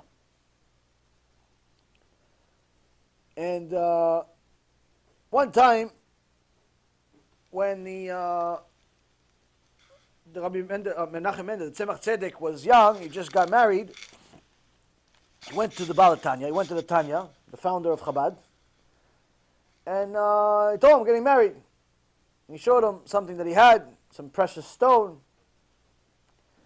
He told him, and what are you going to do with this money that you have? He says, oh, I'm going to invest it with this businessman. I'm going to invest it with the businessman. He says, well, what about if the businessman goes broke? He goes, no, Kvod Harav, he's a very powerful businessman. Everybody knows him. He's reliable. So the Baal HaTanya says to him, he goes, you know what I think? I think that you should give me the money. I'll put it in the Gemach. I'll use it to lend money to people, interest-free, for mitzvah. And whenever you need the money, come to me, I'll give it to you. But at least for now, since you don't need it, I can use it for mitzvot. Tzemach Tzedek was still a young Chacham. He wasn't Gdol Ador yet. He didn't do it. He didn't follow it. Instead, he went and gave it to the businessman. Before you would know it, just a couple of months later, something happened, and all of the possessions of the businessman burned to crisp. He lost everything, including the money of the Tzemach Tzedek, Milovavitch. He came to the Baal HaTanya, he came to his grandfather, to his Rav, and he told him what happened. He says to him, let me tell you a story. He says, see, I was a student, the Tanya was a student of the Magid Mezrich. Magid Mezrich, one of the key of chassidut, right under the Baal Shem Tov. One of the Talmidim of the Baal Shem Tov. So here we're going to the point, literally to the beginning of chassidut. He said, I was a student of his, but in my younger days, I went to go visit my Rav, the Magid Mezrich, and on the way, I stayed at a motel. And I saw that, the Baal Bait was a Jew, and I asked him, how long you live here? He says to me, many years. And I said to him, you have a keilah here, you have a synagogue, you have a bet midrash to learn Torah? He goes, no, there's nothing here. Just me. There's a lot of people, but no Jews. He goes, what about praying with minyan? What about going to Beit Knesset? He goes, no, I only go during the high holidays. Yom Kippur, Rosh Hashanah. I go to the next town over, and I pray over there. There's more people there. He says, what about now? He goes, how would I make money? I have my hotel here. I can't transfer your hotel. I have no money over there. I have no parnasah over there. Says, how many people are living? The young stud is telling him, the young Chacham is telling him, how many people, he's giving a mussar, how many people live in this town this Jewish town next over? He says, maybe 100 families. He says, so what? So you're telling me that you believe in a God that feeds 100 families and ran out? He's not going to have enough food for you? He fed 100 families. But you're going to go over there to go. Why are you going there? You're going to do mitzvot, to go to Beit Knesset. But you ran out. He's not going to have money for you. And that's how the conversation ended. He said, I went to sleep. The Tzemach Tzedek Lubavitch says, I went to sleep that night. The next morning I was ready to go. But as I'm leaving, I saw there's couches and everything going on carriages. And I said, what's going on? And I see the Baal HaBayit. He comes to me and goes, I'm moving. Where are you moving? He goes, I'm listening. I'm taking your advice. I'm leaving everything. I'm moving to the next town over. He says, the Tzemach Tzedek Lubavitch, the Baal HaTanya tells his grandson, the Tzemach Tzedek, he says, you see, at that time I was still young. But because I was the Talmid of the Magid Mimezrich, because he heard of my rabbi, he gave me honor, he gave me respect. And he listened to my advice. He had emunat chachamim, not because I was somebody, but my rabbi was a somebody, and that was enough to listen to me. And because he had emunat chachamim, he did it. And because he did it, Hashem blessed him, and he made a lot more money in the next time. He says, my sad thing is today, is that my grandson doesn't have emunat chachamim. My grandson doesn't have emunat chachamim, so he gave the money to a businessman.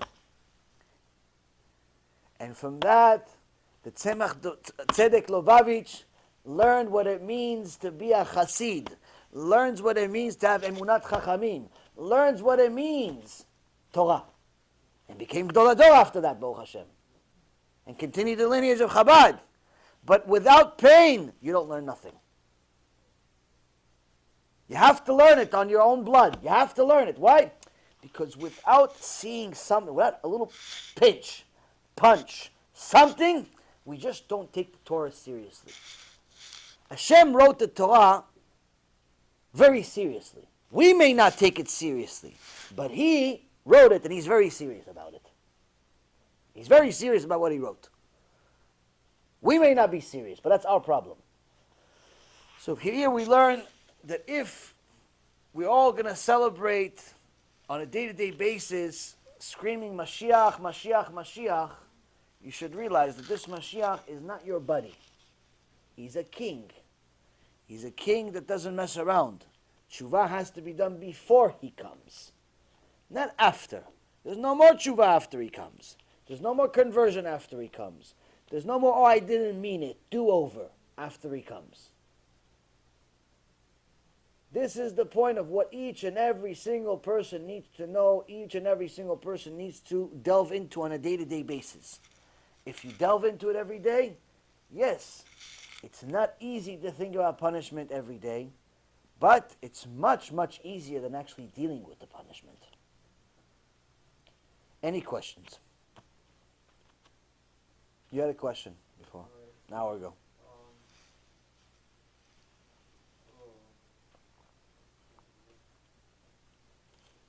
Did I answer it? So, fear of punishment is prerequisite to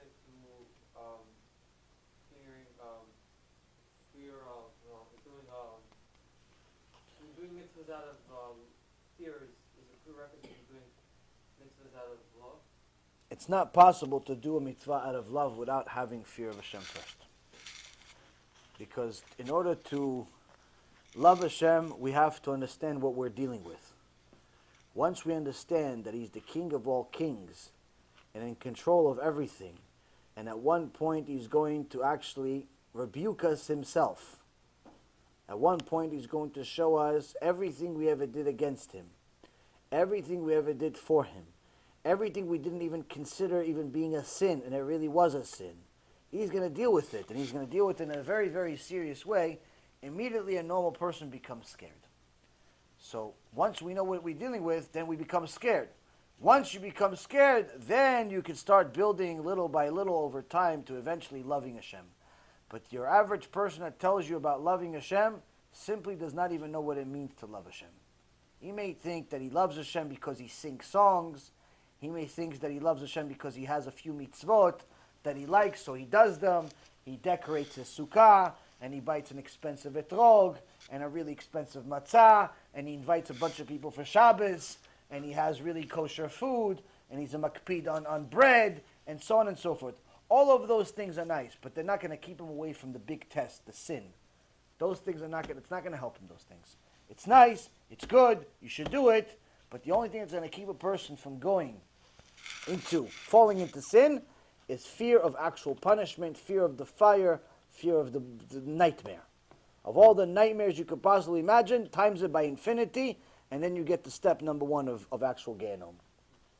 So when a person realizes that this is real, this is not a joke, If he's not afraid, he's crazy. Which, at that point, he doesn't have to do mitzvot. He just has to go to a mental institution. Next.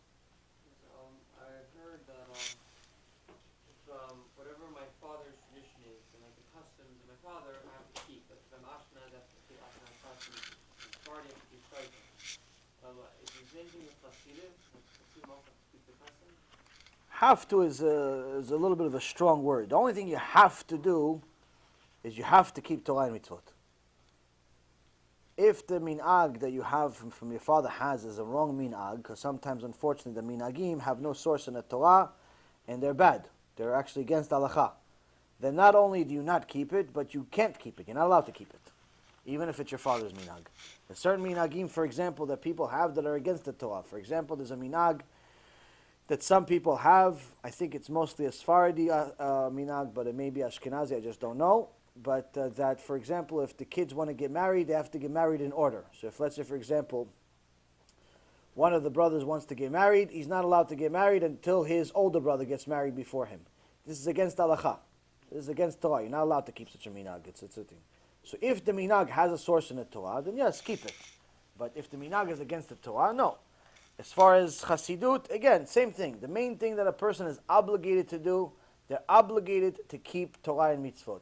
Everything that's extra, which is chassidut, you're not obligated to do. You should, because it'll make life a little easier if you're connected to your parents and you're living the similar life and so on, and you're derech Hashem. But the reality is that just like we have, all of our fingers are different, all people are different, and sometimes this type of chassidut will be good for you, but not for me. Sometimes for me, but not for you, and so on and so forth.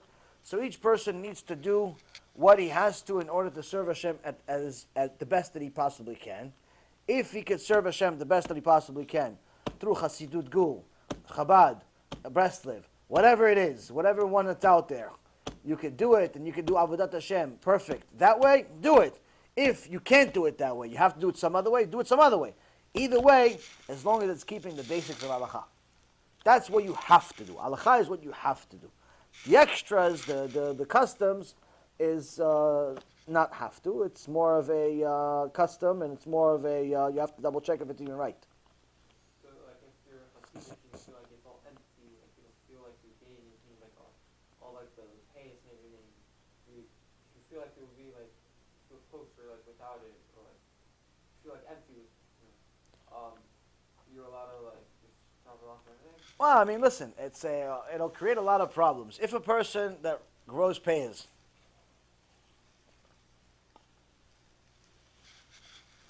he didn't start growing his pears when he was 18. He started growing his pears when he was, an infant, which means that he's had these pears in his life, his whole life. If he's 18 years old already, and he still doesn't know why he has pears, there's something wrong. If he's 18 years old, or 15, or 16, or 17 years old, and he's already at this point grown pears that are longer than my arm, and he still doesn't know why he has pears, there's something wrong with the education system, there's something wrong with the learning system, there's something wrong. Why? Because if you grew up with something and you grew it and you invested as much into it, like the Yemenites, they look at their pears like it's mamash Sefer Torah. You're not allowed to touch them even. The reality is, if somebody is a Yemenite cuts off his peyot, it's like you have to put shiva on it. You have to mourn it. To such an extent, some of the kids that they forced them, these evil Zionists, that forced the Yemenites to cut off their pears, they mourned after this. Because they connected to the pears, to the kedusha in it. And some of the tzaddikim, they wouldn't even touch a hair on their beard. Why? Because they connected to it. So if somebody's been doing something for 15, 20 years, 25 years, and he's not connected to it, there's something wrong with him. It's not something wrong with the act. There's something wrong with him. Why? Why didn't you check and find out why you're doing this for 25 years? It can't just be because your Abba told you. There has to be a different reason. If he looks at the other reason and he sees, wait, so Mordechai, a Yehudi, had payas. The Baal Shem Tov had payas. Rabbi Nachman had payas. Many tzaddikim had payas, but that's still not good enough for him. And there's something wrong with him. There's something wrong with him. Why? Something's wrong. It's not so pashut. That's something that's that specific minag that you're telling me, that's something. Now if, on the other hand, it's a Baal Tshuva.